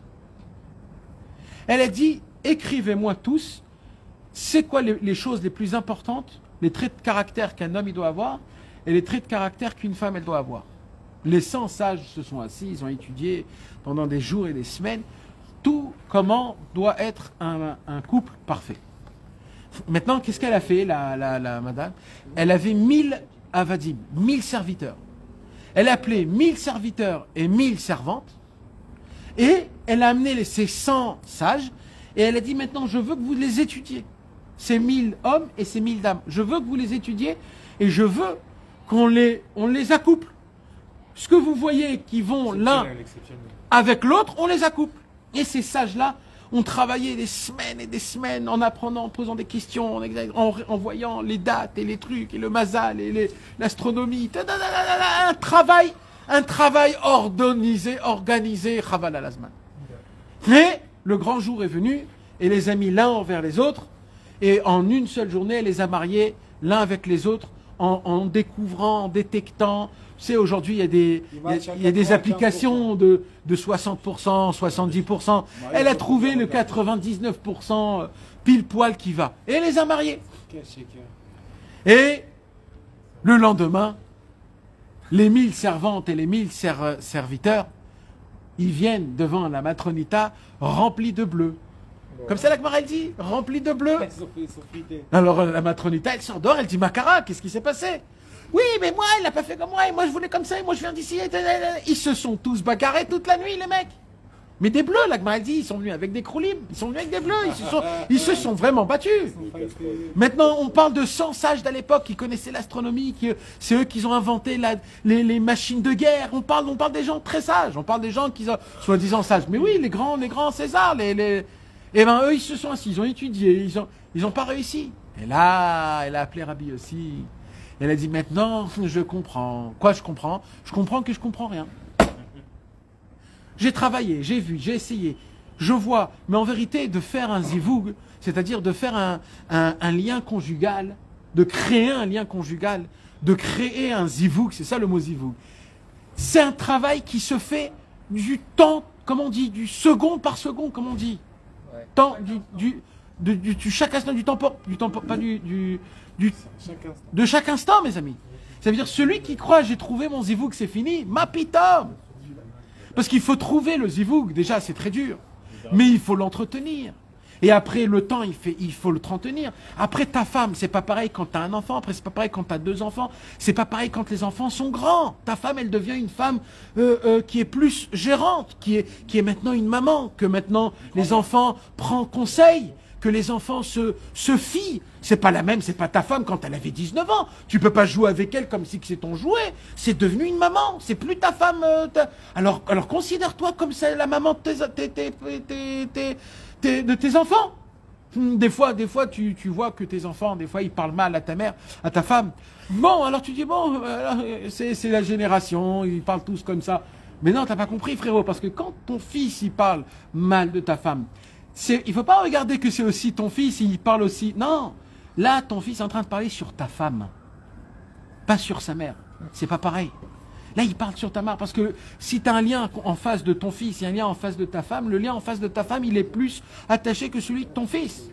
Parce que la conjointe que Dieu t'a donnée, l'associé de toute ta vie, de tout ton avodat Hashem, de toute ta simcha, de toute ta parnassa, de tout qui est là, même quand tu pues, c'est ta femme, c'est pas tes enfants ils vont se marier et eux ils auront une autre vie. Donc le respect de ta femme, il faut faire très attention. Ça veut dire, même toi-même, il faut pas se permettre de dire et encore plus, à la plus forte raison. La Torah nous dit, n'appelle pas ta femme par son nom. Oui, n'appelle pas ta femme par son nom, la Torah nous dit. On apprend ça de Adam Arishon, qu'Adam Arishon, il a appelé sa femme. Comment il a appelé sa femme? Il lui a pas donné de nom. Non, il n'a pas donné de nom. Il a appelé Chava. Chava, c'est la vie. Il lui a dit la vie, tu es la vie, c'est toi la vie. C'est toi qui veux emmener les gens. Chava veut dire la vie. Oui, donc il a dit, c'est toi Chava, c'est ma vie. Donc, et il y a écrit là-bas, de là on apprend qu'un homme, quand il veut appeler sa femme, il doit dire ma maison, il doit dire ma gouvernante, ou alors la Baalat Habayit. Ça se dit pas en français, mais ça veut dire, bon, vous comprenez quoi, ça veut dire c'est associé à ton associé, tu l'appelles pas par son nom, c'est associé, t'es mon associé. C'est souvent quand t'es énervé, tu dis le prénom. Alors, avec qui sont mes amis? Mais qui sont, c'est ça caché Zivougo. C'est encore plus fort, parce que c'est vrai que c'est instinctif quand t'es énervé. Et ben t'oublies le titre de la personne, ouais, et tu l'appelles par son prénom. Nahon, tu jettes l'importance que tu as dans ta tête et tu l'attrapes par la première attrape pachoute du Rehov. Tu l'appelles comme un mec du Rehov, comme un de la rue. Oui, et ça c'est très grave. Maintenant, pourquoi tout ça je vous parle? Maintenant je reviens dans l'écouter Moran. Là, pour voir la grandeur, comment Hachem Yitbarach, comment il gère le monde. Alors non, alors là Rabbeinu il vient, il dit maintenant que vous avez compris tout ça, eh bien écoutez bien. Vous voyez tout ce qu'on a parlé entre l'homme, la femme, l'associé. Vous vous rappelez mes amis les mots? J'ai pas samedi. J'ai pris les mots comme il faut. J'ai dit la femme c'est quoi? C'est un associé. Et il y a un pacte avec un homme et la femme, c'est un contrat. Et ce contrat c'est moi je donne des choses. Et il y a un contrat que toi tu me donnes des choses. C'est un contrat. Il y a des promesses que elle fait et il y a des promesses que toi tu fais. Ce sont des promesses. C'est des engagements. Ça veut dire, eh ben il dit Rabbi Nachman, eh ben sachez une chose. Vous savez ce que c'est la tfila? La tfila, c'est ça qui mène la danse entre toi et Hachem Yitbarach. C'est le tempo. C'est le tempo du lien que tu as avec Hachem Yitbarach. Sache une chose, plus tu effectes la prière, plus tu utilises la prière, plus tu dévoiles, plus tu t'ouvres, plus tu racontes, plus tu donnes les clés à Hachem dans ta prière, plus c'est comme si tu fais rentrer ta femme et tu lui dis à ma femme, comme tu es mon associé, ben je vais te raconter toute ma journée. C'est quoi le kiff de sa femme? C'est de parler avec son mari, de lui raconter, voilà, alors aujourd'hui, j'ai fait 4 vaisselles, j'ai fait 5 machines à laver, j'ai lavé toute la machine à laver de Shabbat, tout ce que tu as, les enfants, etc., etc. Et toi, tu bailles et tu dis, allez, encore une fois, tu me répètes les mêmes choses, et encore une fois, ça fait 15 ans que j'entends la même discussion, tu me parles de rien, etc. Eh ben non, frérot, la vraie avodat Hashem, c'est de savoir que ce qu'elle te parle, c'est Maaseh Bereshit. C'est comme si c'est Rabbi Shimon Bar Yochai qui dévoile des secrets à ses élèves. Parce que c'est pas moi, il dit Rabbeinu. Pourquoi? Parce que la prière que tu pries, il dit Rabbeinu Akadosh. Quand tu pries Hachem, quand tu vas et tu vas lui demander pardon, quand tu vas lui dire merci, quand tu vas lui demander, c'est exactement pareil avec ta femme, c'est un lien conjugal et Akadosh Baruch Hu, et c'est ça le chidouche que je voulais vous dire aujourd'hui. Hein? Je vois pas le lien. Quel lien entre quoi et quoi? Je parle avec Hachem. Ouais. Et ma femme elle va me parler. Il n'y a pas de lien. C'est un exemple. C'est juste un exemple. Oui, mais pourquoi il en parle? Qui? Je parle avec Hachem, ça fait un lien. Ouais. Ah, qu'on dirait que moi, je répète tout le temps la même chose. Lui, il dit rien, il kiffe. Moi, je dois faire la même chose avec ma femme. Oui, non, mais le lien, hein, non, tu vois quelque chose que tu fais dans ce monti Moshe. Je comprends pas le lien du lien. Non, parce que Non, mais ça, tu vois quelque chose, on voit rien, c'est de la Emouna, on t'explique, on te dit. Rabbi Nachman, il dit comme ça dans Sipurei Maasiot, l'Akdama Shnia, faudrait la lire. Ilan. Akdama Shnia du Sipurei Maasiot. Il dit Rabbi Nathan, je demande pardon que j'imprime les Sipurei Maasiot. Pourquoi je demande pardon? Il dit Rabbi Nathan, parce que j'ai entendu de plusieurs sages qu'il ne faut pas imprimer les Sipurei Maasiot. Parce que comment oser dire des secrets dans des mots aussi simples et à donner ça à des gens aussi simples? Il dit Rabbi Nathan, mais je m'appuie sur mon maître. Je m'appuie sur mon maître. Rabbi Nachman de Breslev. Que si lui, il m'a dit, pas que les imprimer. Il m'a dit même d'imprimer le Yiddish. Ça veut dire même d'imprimer comment ils ont été dit pour que les enfants et les femmes puissent lire. Ça veut dire que Rabbi Nachman, il a donné mes fourrages, sa kavana, que c'est pas juste que je veux les imprimer, je veux aussi les diffuser que le monde en entier. Donc il dit Rabbi Nathan, donc j'enlève ma peur que j'ai des tzadikim, qui m'ont interdit d'imprimer, et je m'appuie sur le grand aigle Rabbi Nachman de Breslev, qui l'imprime. Et il dit, mais comme il y a des grands tzadikim qui ont dit qu'il ne faut pas imprimer, alors pour eux, il dit, je vais donner une petite anecdote, et je vais expliquer le premier conte. Et dans l'Akdama Shnia, Rabbi Nathan, il explique le premier conte, le conte de la princesse disparue. Et il dit quoi là-bas? Il dit là-bas que en fait, le peuple juif et Akadosh Baruch Hu, c'est que une histoire d'amour, que l'un recherche l'autre. Et tout le concept de la tfila, qui est la shrina, qui est la malchut c'est la bouche, se fait à travers la tfila.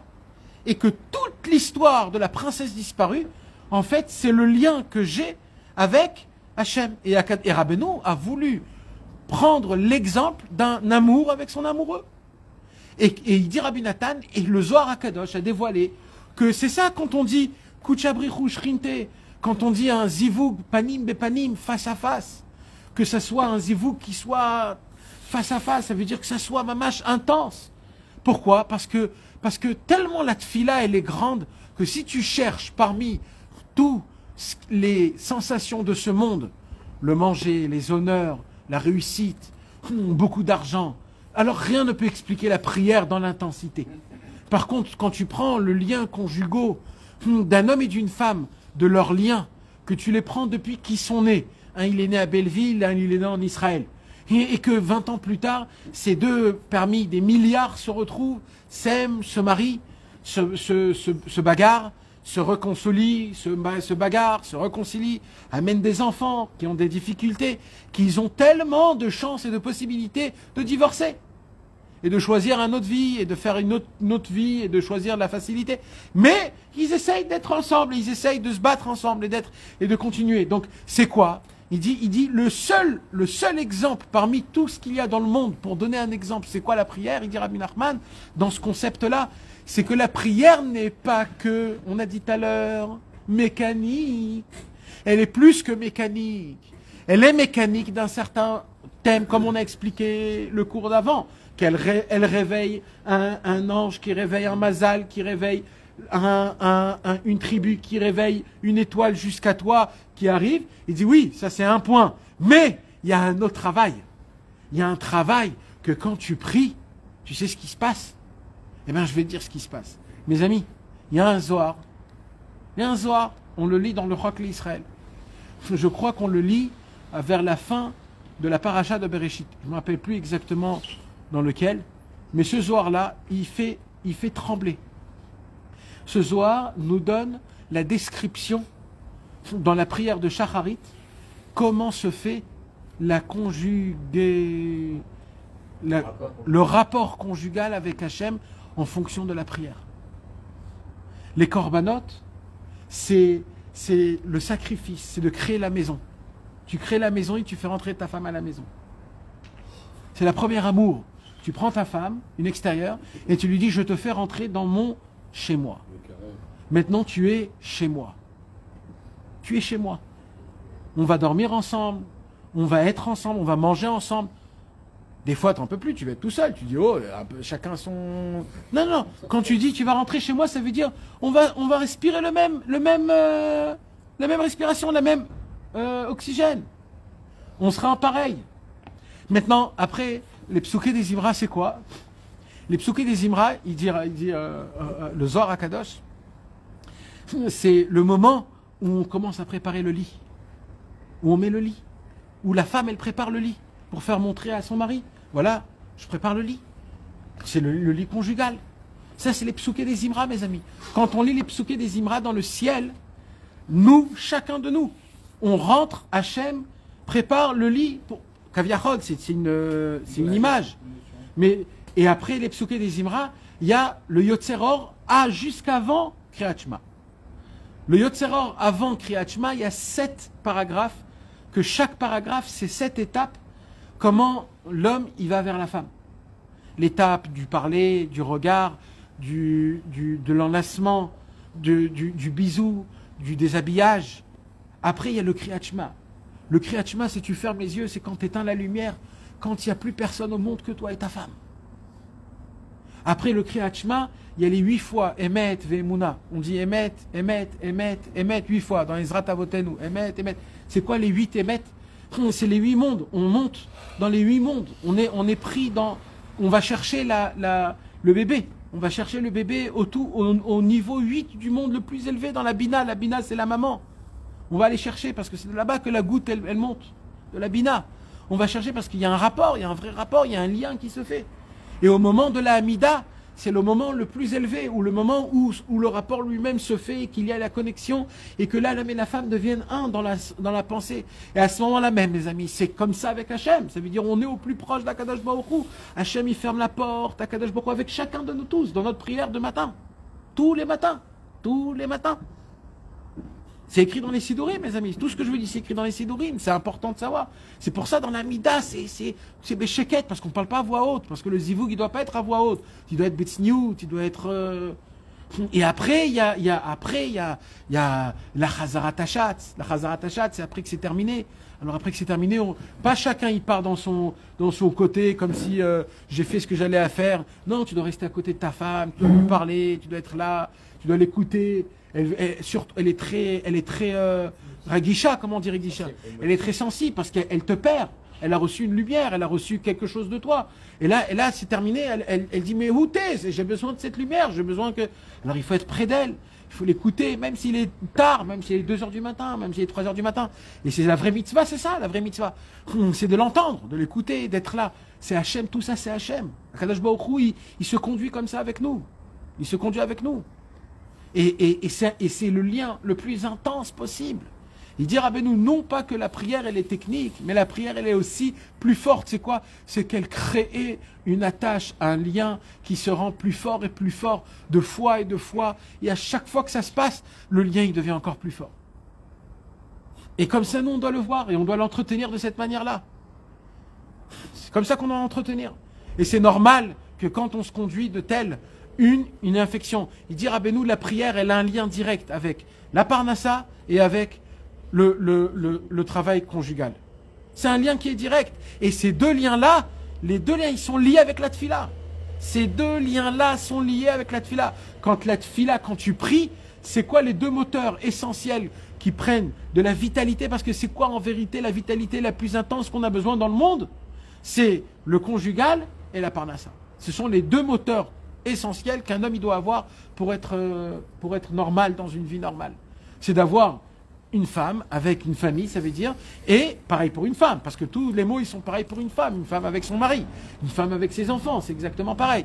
Mais c'est en fait un concept que la prière, quand tu pries, tu donnes de la force. Dans ta parnassa, que les choses vont arriver en temps et en heure et à ta place, et aussi que tu puisses, tous les liens conjugaux, c'est-à-dire tous les liens conjugaux que j'ai. Moi, je vous ai donné comme exemple la femme. Mais il y a aussi des liens conjugaux avec les enfants. C'est pas le mot exact conjugal, mais il y a des liens. De créer des liens avec des enfants, c'est énorme. Aujourd'hui, le plus grand des problèmes qu'il y a dans le monde, c'est qu'on perd les liens. On perd les liens. On n'a plus de... On parle pas la même langue. Ils ont des autres... Ça aussi, c'est des liens. Bah, pareil, la prière, elle donne des liens. Cachez Zivugo. C'est que la prière, elle arrive à faire en sorte qu'il y a un zivoug entre le père et le fils. Et ainsi de suite. Avec les chaverim. Les chaverim aussi, c'est un zivoug. La chavruta, c'est un zivoug. De trouver un patron, c'est un zivoug. De trouver un travail, c'est un zivoug. Tous. Manger, bah oui, ça on a dit, on a fait le lien déjà, la parnassa, mais notables, ça c'est pas chaud. Donc, mais ça veut dire toutes ces choses-là, ils sont liés avec la mer, que la mer c'est quoi? On a dit c'est quoi la mer, mes amis? La mer qui s'ouvre, c'est la tfila. Parce que pourquoi la mer elle s'est ouverte 12 fois, mes amis? Parce que les 12 tribus ils ont prié. Comme les 12 tribus ils ont prié, ils ont chacun réveillé leur ange. Donc chaque ange a donné à son endroit. Donc il y a eu 12 ouvertes de mer Rouge. C'est pas chaud. C'est pas que on a prié et que la mer, non. C'est que chacun il a donné sa hachpa. Chacun il a donné sa hachpa. Ça voudrait dire quoi? Ça voudrait dire que Dan était le dernier. Nahon, Dan était le dernier. Dan était toujours le dernier de tous les shvatim. Dan était le dernier. C'était Dan qui ramassait toutes les pertes. Maintenant, si vous regardez, quand la mer elle s'est ouverte, en fait, ils sont pas allés droit, ils ont fait un contour, ils ont tourné. C'était rond. Ça veut dire, la mer, elle ne s'est pas ouverte et eux, ils ont marché droit. En fait, ils ont fait un U. D'accord? Donc, quand vous prenez toutes les tribus et vous faites des ronds, vous allez voir que le plus petit de mer qui s'est ouverte, c'est celle de Dan. C'est celle qui est au plus au centre. Lui, il fait le plus petit de la Kriyat Souf. Par contre, le plus grand, c'était qui? C'était Réhouven ou Yehuda. Le premier, c'était Yehuda, parce que Yehuda, c'est lui le premier. Ils n'ont pas marché en fonction des... C'est celui qui arrive en dernier. Non, ils sont faits en fonction que la Torah nous a donné. C'est d'ailleurs la paracha de la semaine, mes amis. C'est quoi la paracha de la semaine? Ils sont pas arrivés en même temps. C'est Bamidbar et Nasso. Bamidbar et Nasso, c'est l'endroit, c'est Mamash. Notre paracha de la semaine, mes amis, c'est toute la Torah tête. C'est l'endroit des drapeaux de chaque tribu. Hachem nous dit qu'il faut se mettre dans des endroits spéciaux en fonction de l'astronomie, en fonction des étoiles qui sont liées. Parce que la prière et les drapeaux, ils étaient en fonction des anges. Et les anges étaient en fonction des étoiles. Donc à Kadosh Baruch Hu, il dit il y aura 3 dans le nord, 3 dans le sud, 3 dans l'est, 3 dans l'ouest, et 1 au milieu qui sera les Lévim. Et que quand on se déplace, il faut que quand ils se tournent de cette manière, etc. Pourquoi tout ça? C'est un alignement qui se fait à travers les étoiles, qui sont en fonction de nos prières. Donc comme Dan, c'est quoi Dan, mes amis? C'est un rapport avec le Balfila où ils ont chacun leur drapeau, par exemple Non. Dan, c'est quoi? C'est quoi Dan, mes amis? C'est quoi Dan? Dites-moi, c'est quoi Dan? Traduction. La traduction, c'est quoi Dan? La justice. La justice, dinim. Dinim, c'est quoi? Vous vous rappelez où c'est écrit Tfila Bechinat Din? C'est quoi Tfila Bechinat Din? Torachet Chelek Bet. Rabbeinu, il dit, il y a une prière qu'il ne faut pas prier. C'est quoi? C'est la Tfila Bechinat Din. C'est quoi Tfila Bechinat Din? Quand tu dis à Hachem, Hachem, par din, ça me revient. Ça me revient. De droit. Ça me revient de droit. Donne-moi. Tu es obligé de me donner. Je t'exige. Je t'ordonne presque. Des fois, on dit ça d'Hachem. C'est Tfila Prinadine. Il dit Rabbeinu, là, des prières comme ça, c'est très très grave. Comme Dan, c'est din. Mais que lui, comme lui, il est din, alors il est obligé de prier. Mais il ne peut pas beaucoup prier parce que c'est beaucoup de din. Alors Dan, il a prié mamash quelques mots. C'est pour ça que lui, dans la Hashpa, quand c'est monté dans le ciel, la mer, elle s'est ouverte en plus petit. Parce qu'il c'était en plus petit mot. Et lui, il a fait juste, clac, il a fait juste un petit détour. Par contre, Yehuda, que tout le lien de Yehuda, c'est Oda, c'est le Yehuda ata yoducha achicha. Grâce à Yehuda, le remerciement est venu. C'est beaucoup plus de paroles. C'est pour ça qu'Yehuda, lui, quand le tour il a été grand, ça a été le plus grand. Pour lui, la mer, elle s'est ouverte en plus grand. Oui, mais c'est plus long. Oui, c'est le plus long. Mais le chemin, c'est l'essentiel, Moshe. Il y a écrit que quand ils ont marché, si. Parce que c'est quand qu'ils ont chanté, Vadaï, c'est quand qu'ils ont chanté la Shira, que quand ils étaient dans la mer. Ça veut dire que la perception que Ra'ata Shifra Alaya Mashelora Yecheskel Ben Bouzi, c'était que quand ils étaient dans la mer. Donc, quand Dan il était dans la mer, lui c'était juste un quart d'heure. Par contre, Yehuda, quand lui, il était dans la mer, c'était 4 heures, 5 heures. Lui, il a ressenti la mer qui s'ouvre pour lui, Hachem Yitbarach qu'il est en haut, le Bet Amikdash Ashlishi, le Siman d'Akadash Baruch Hu. Et il y a écrit que tout était bien, tout était tov, tout était... Ouais, le miracle était plus long pour lui. Non mais donc on voit qu'il y a une différence avec les mots et avec les tribus. Ça veut dire, la prière, elle crée... Et... Maintenant, ça ne veut pas dire qu'un il est mieux que l'autre, hein, Chas v'Shalom. Le Inyan de Dan, c'est ça. Le Inyan de Dan, c'est ça. Parce que dans Miketz, il dit Ish Echad et Am Echad. Oui, oui, c'est ça, chacun il a son Inyan à lui. C'est un peu chacun, on a besoin de chacun. Exactement, c'est les 12, on a dit les 12, comment on dit à l'Arsenos? Non, Les 12 verticales. les 12 verticales. Non, Diagonale. Les 12 diagonales, c'est-à-dire ce sont les endroits où on a besoin. Est-ce qu'on a compris maintenant, mes amis, pourquoi Rabbeinu nous apporte ce pasouk-là? Pourquoi Rabbeinu nous apporte ce pasouk-là pour nous dire la Torah n'est pas que technique, c'est pas que un enchaînement et un habillement ou un réveillement de choses qu'il y a dans les sphères célestes. Non, il y a aussi un autre travail. Quand un juif y prie, alors il y a un lien qui se crée avec Dieu, que ce lien c'est un lien d'amour. Et le lien d'amour, alors quand par exemple une femme, elle demande à son mari, chérie, tu peux me donner s'il te plaît 500 shekels? Et là, tu regardes ta femme, tu dis 500 shekels? Mais tu veux faire quoi avec 500 shekels? Alors elle te dit, tu sais, cette semaine, les trucs, je dois faire des achats, etc.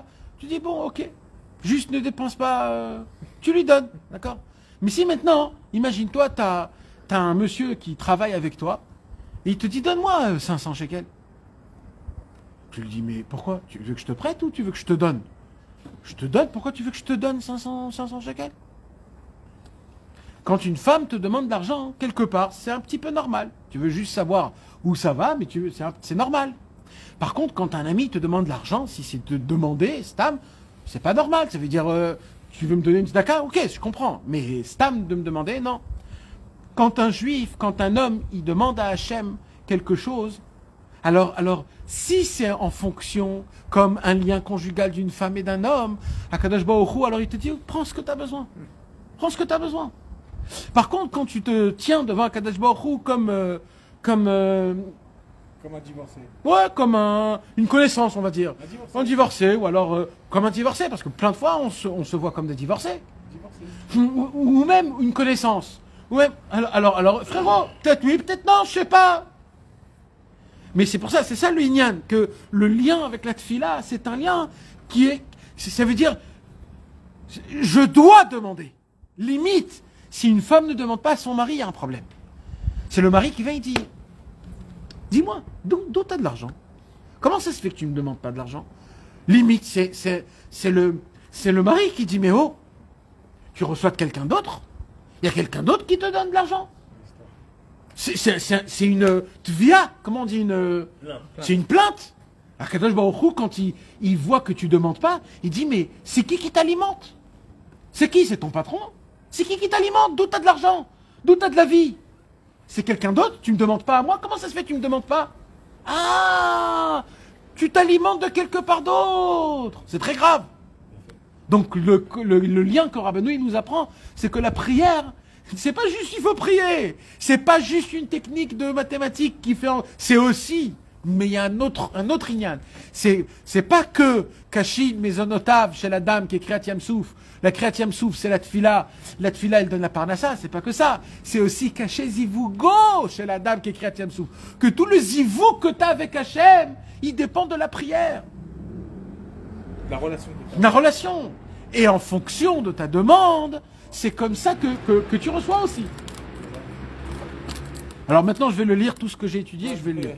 Je l'ai lu 100 fois, mais pas du tout. Non mais oui, mais c'est toujours, on fait pas, on voit pas les choses. J'ai jamais vu de cette manière. C'est exceptionnel. Alors il dit Rabbeinu, qui ayam nikra leshtem esrekreim. Alors c'est pas comme dans le film Moïse, que la mer elle s'est ouverte tout droit. En fait, la mer elle s'est ouverte en 12 parties. Chaque tribu est rentrée dans sa partie. Pourquoi? Parce que si on dit que la mer c'est la prière, de la même façon quand un homme y prie, sa prière elle peut rentrer que dans sa partie à lui de sa tribu. Comme dans la mer, quand la mer elle s'est ouverte, chacun est rentré dans sa tribu. De la même façon quand tu pries, la prière elle doit rentrer dans ta tribu à toi. Parce qu'on a dit que la mer c'est la tfila. Kenegat Shtemesre Shvatim, en fonction des 12 tribus. Ou Bnei Israël, Betfilatam. Ah, et c'est là il vient, il Rabbeinu. Point. Point. Maintenant, un nouveau concept. C'est là où Rabbeinu il explique. Ou Bnei Israël, Betfilatam. Les Bnei Israël, par leur prière, ils font quoi? Gormim, Zivuga, Dekucha, Brichou, Shrinte. Quand les Bnei Israël ils prient, grâce à ça, ils arrivent à prendre Akadosh Baruch Hu et la Shrina. C'est quoi la Shrina?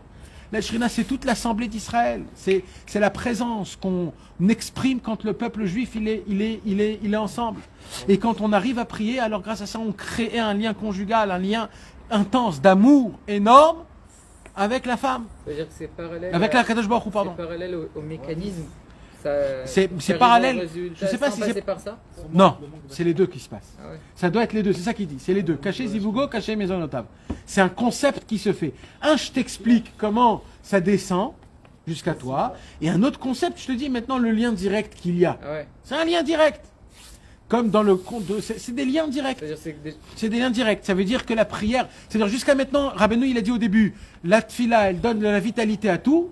Si tu veux plus donner de précision, c'est quoi tout? Rabbeinu, il te dit, il y a deux choses dans le monde qui donnent de la vitalité dans le monde. Le plus important. C'est quoi les deux choses les plus importantes dans le monde? Plus important dans le monde. C'est Parnassa Zivug.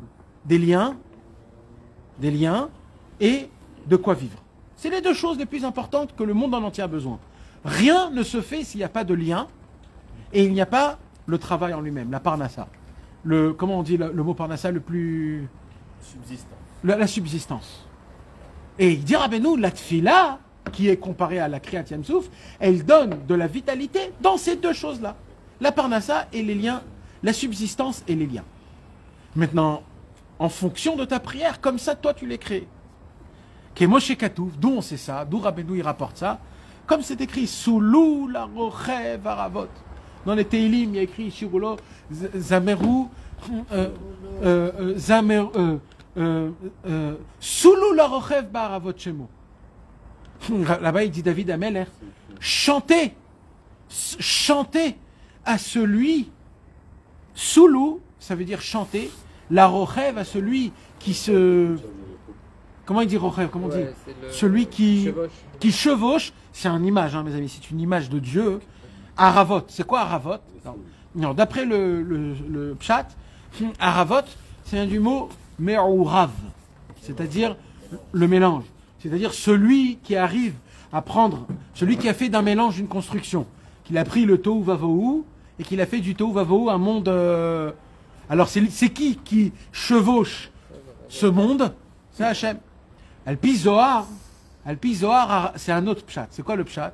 Aravot, c'est le 7e ciel. Le ciel a 7 ciels.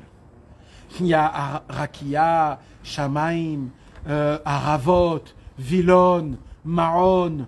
Et le 7e ciel, le ciel le plus élevé que Akadosh Baruch Hu le garde, le plus proche et qu'il est toujours fermé. On va dire c'est comme la chambre... la chambre... Non.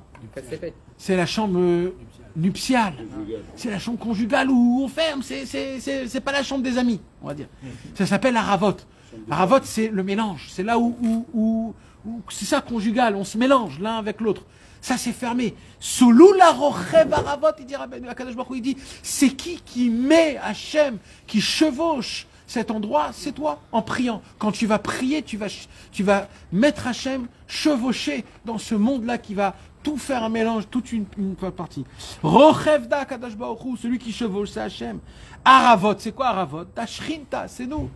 Ça veut dire qu'il y a un lien entre le cheval et celui qui tient le cheval. Nous, on est le cheval et Akadosh Baruch Hu, il est le cavalier. Shenitarev bakol agvanim, que toutes les couleurs on peut voir dans la Shrina.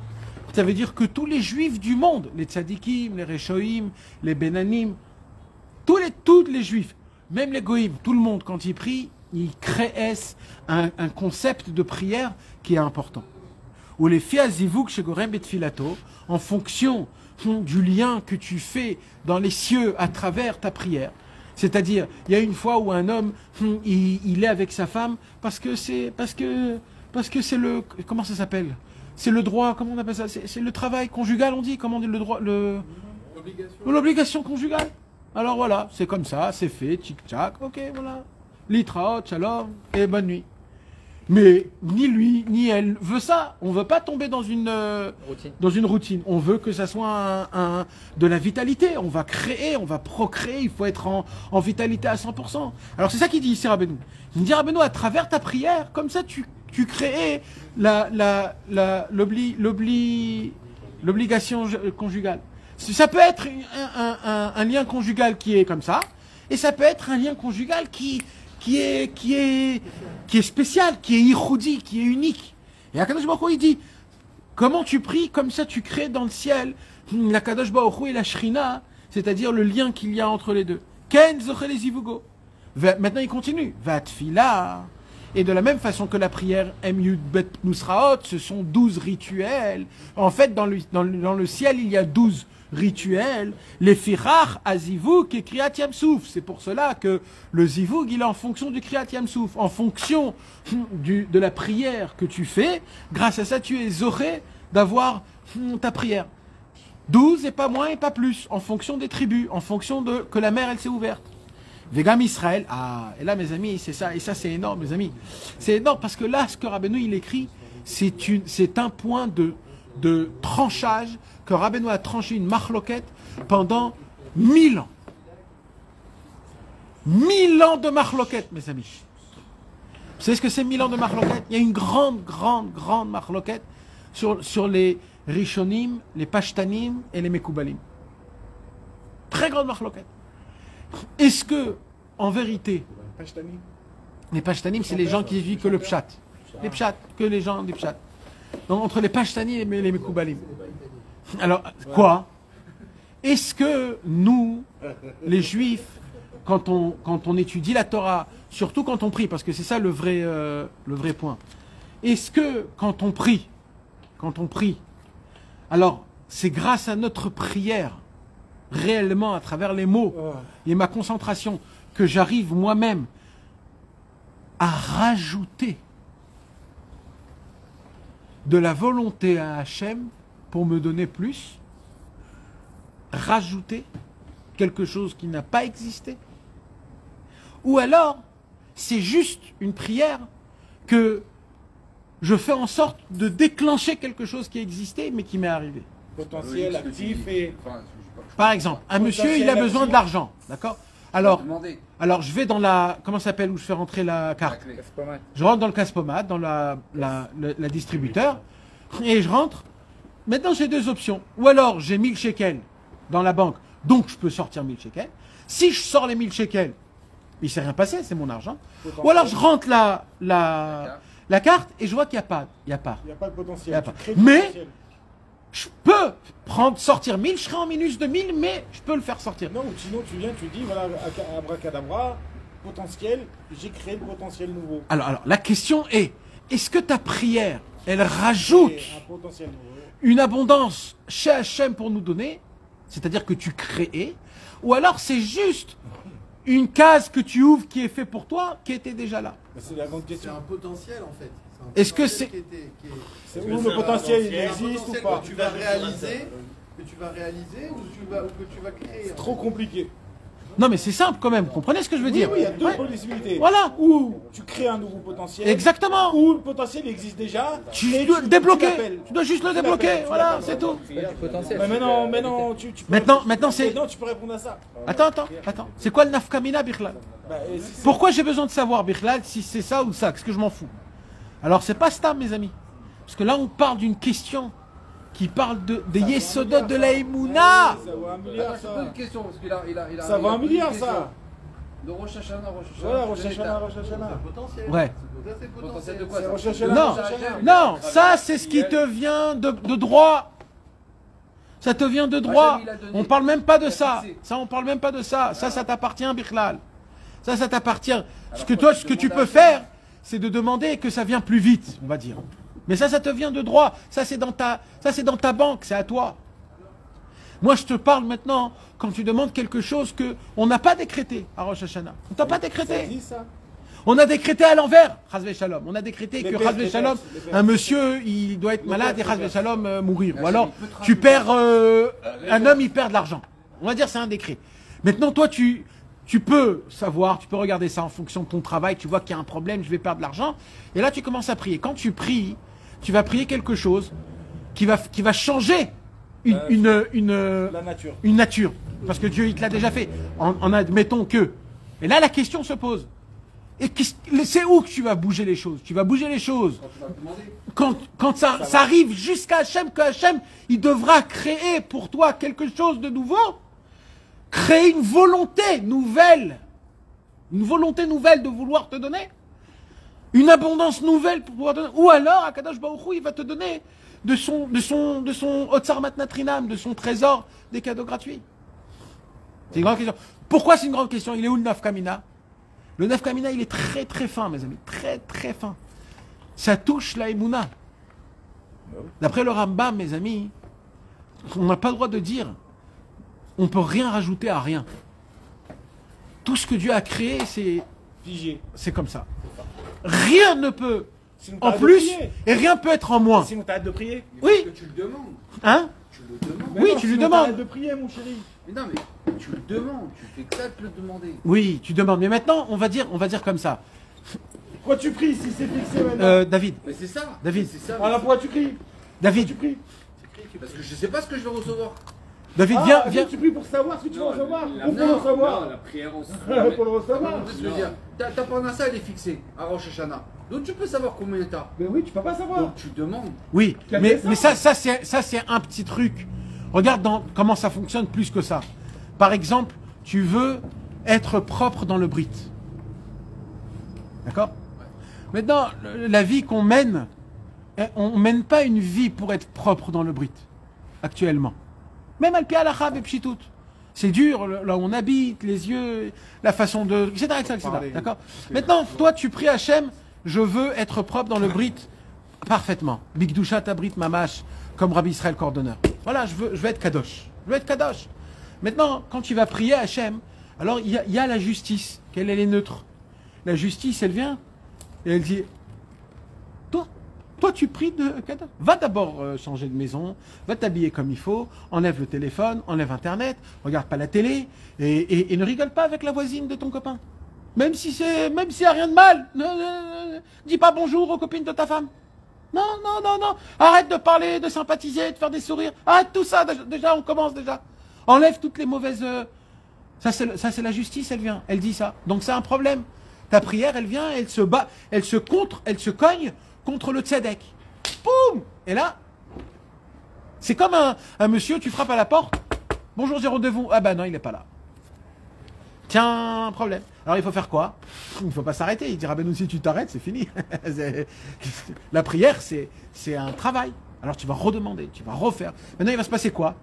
Il va se passer que le tzedek, il va voir que tu veux vraiment.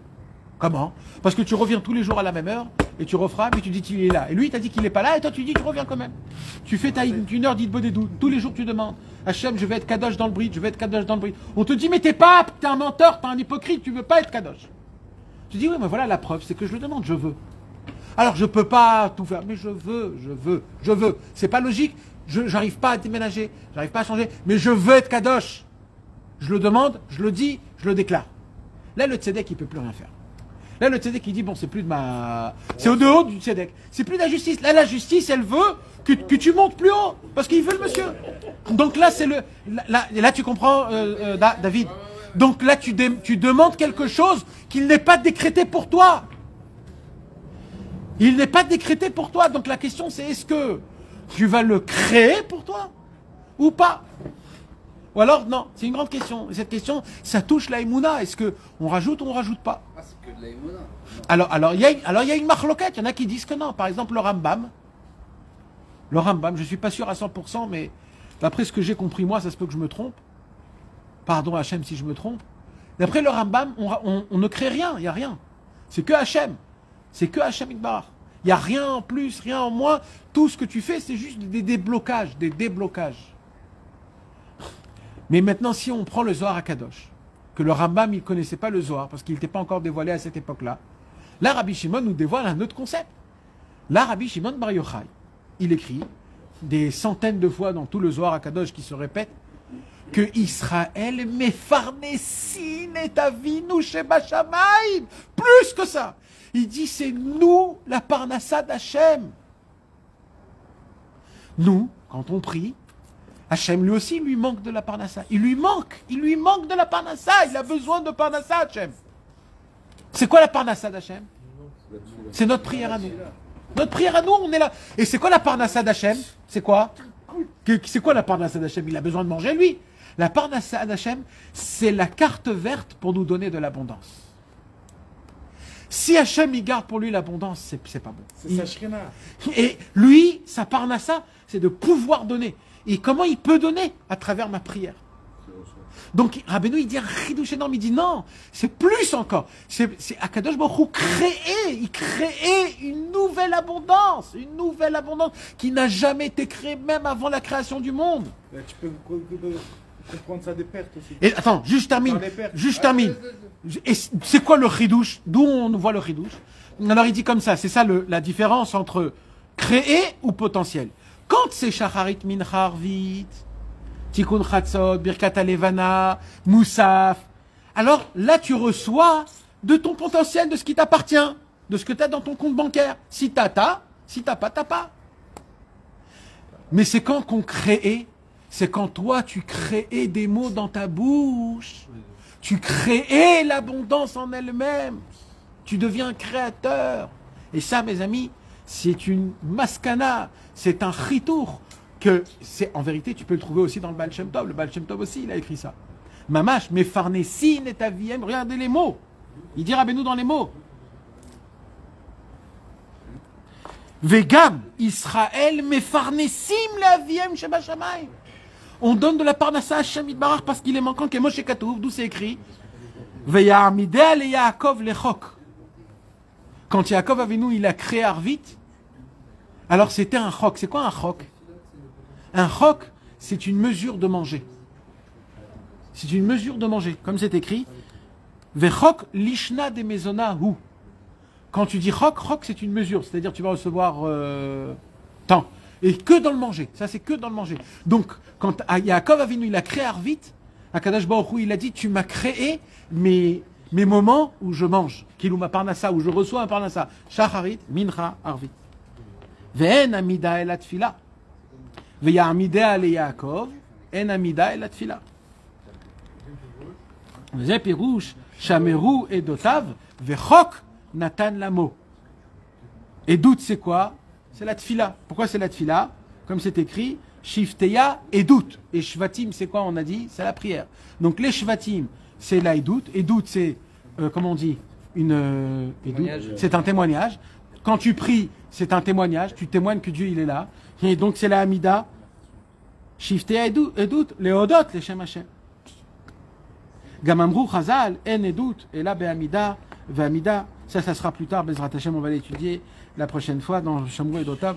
En tout cas, ce qui nous sort ce soir, mes amis, c'est on a étudié tout le concept du lien qu'on a avec Hachem qui se fait à travers la prière. Et la prière, mes amis, c'est tout un travail. Ça demande un réchauffement, ça demande de l'envie, ça demande du pious, ça demande de la drague, il faut être en état, il faut se mettre, il faut se préparer. C'est toute une ambiance. C'est comme les goïms, ils font des ambiances romantiques, ils allument des petites lumières, des petites pétales roses. Nous on doit apprendre, nous on doit apprendre de ça, mes amis, mamache. Comment faire? C'est ça le gartel. C'est quoi le gartel? Le chapeau. Pourquoi on va prier? C'est ça. On se met en ambiance, on crée, on allume des bougies. Normalement, il faut allumer des bougies quand on prie. Pas dans toutes les synagogues, mais chez les Ashkenazim, on allume des bougies. Deux bougies. Ça doit être, c'est tout un concept. Ça veut dire, c'est un inyan. Il y a un grand inyan dans tout ça. Ils allumaient chez Rabbeinu les bougies? Badaï. Alors, faut qu'on allume ici. Il faudrait. Déjà, si tu allumes la bougie de Rabbeinu. Déjà, allume la bougie de Rabbeinu. Voilà, il allume. Si elle est toujours allumée, alors il faut que tu saches que si tu vas commencer à l'allumer, il ne faut pas que tu t'arrêtes. Ça veut dire c'est un minag, on ne peut pas l'enlever. Si tu le mets, il faut que tu saches que ça soit. Si tu n'as pas un macom pour ça déjà, laisse tomber. Il faut un macom, il faut que ça soit, il faut qu'il y ait quelqu'un, que ça soit lui son travail, d'amener les bougies, d'allumer les bougies, de les éteindre. Il faut qu'il arrive honnête. Voilà, et il faut que ça se fasse. Mais, Tu allumes Monette et tu la laisses pour 8 heures. mais et dans chaque fila, même à Shacharit, même à Mincha et même à Arvit, il faut allumer 2 bougies d'après, comme ça c'est écrit dans Mishnah Mais Berurah. dirait que c'est tu parles là de. Non, mais la Vadaï, c'est ce qu'on a dit. Quand tu crées les mots, quand dans Hidbo Dedou, tu crées les mots. Alors tu crées Mamash dans le ciel, le Zivug Mamash. Le Kaniré qui nous a tout mâché Rabbi Nathan aussi. Alors nous, on a le Likouté de Philot. Le Likouté de Philot, c'est comme aujourd'hui. C'est comme des. Je sais pas comment on pourrait expliquer, mais ça veut dire ça te met dans un monde, dans un autre monde où on t'apprend des qualités d'amour et des perfections, des facettes d'amour de Hachem qui est énorme, où tu peux tomber fou d'amour, où tu ne peux plus vivre tellement que tu n'as plus ça. C'est la prière du Likuté. Oui, l'écouter de Philat, c'est la conjugaison. La Torah et la Tfila, l'écouter moi et l'écouter de Philat, Rabbeinu et Rabbi Nathan. C'est le Vav avec le Yud en haut, le Yud en bas. C'est le Kesher entre le Ham Israël et le Tzadik. C'est du Aleph. C'est tout le concept de la création du monde entre le Créateur et la création, ce qu'on a commencé notre parole. Et c'est là où Rabbeinu, il veut nous emmener à apprendre. Quand vous priez, mes amis, sachez ce que vous faites. Vous faites quelque chose de puissant en haut. De puissant en haut. C'est pour ça qu'il y a écrit que quand un homme il est avec sa femme, il n'a pas le droit de penser avec une autre femme. Il n'a pas le droit de penser, avoir des pensées. C'est pour ça que quand tu fais la Hamida, il faut faire très attention de ne pas avoir d'autres pensées. Ça s'appelle que tu penses à une autre femme. C'est pareil, il y a une halakha dans les femmes, ça s'appelle Bnei Teisha Midot. Les neuf catégories d'enfants. Il y a 9 catégories d'enfants que la halakha nous dit qu'il ne faut pas faire. C'est-à-dire qu'il y a 7 situations, les 9 situations, que si tu as un lien avec ta femme dans ces situations-là, l'enfant qui va naître, il n'est pas bon. Et on n'a pas le droit. On n'a pas le droit de faire des enfants dans des conjugales. C'est si par exemple vous êtes énervé et que vous faites quand même, ou alors si vous vous êtes dit que vous allez vous divorcer et que vous êtes quand même, ou alors si elle est sous, ou un des deux ils sont sous, ou alors il y a 9 catégories. Toutes ces catégories, c'est toutes des catégories de prière. C'est des catégories. Il ne faut pas être en colère avec Hachem. Il ne faut pas être en colère avec Hachem. Si tu es en colère avec Hachem, il y a... Hein? Il ne faut pas être sous. Des fois, ouais, il faut pas être sous, c'est la halakha.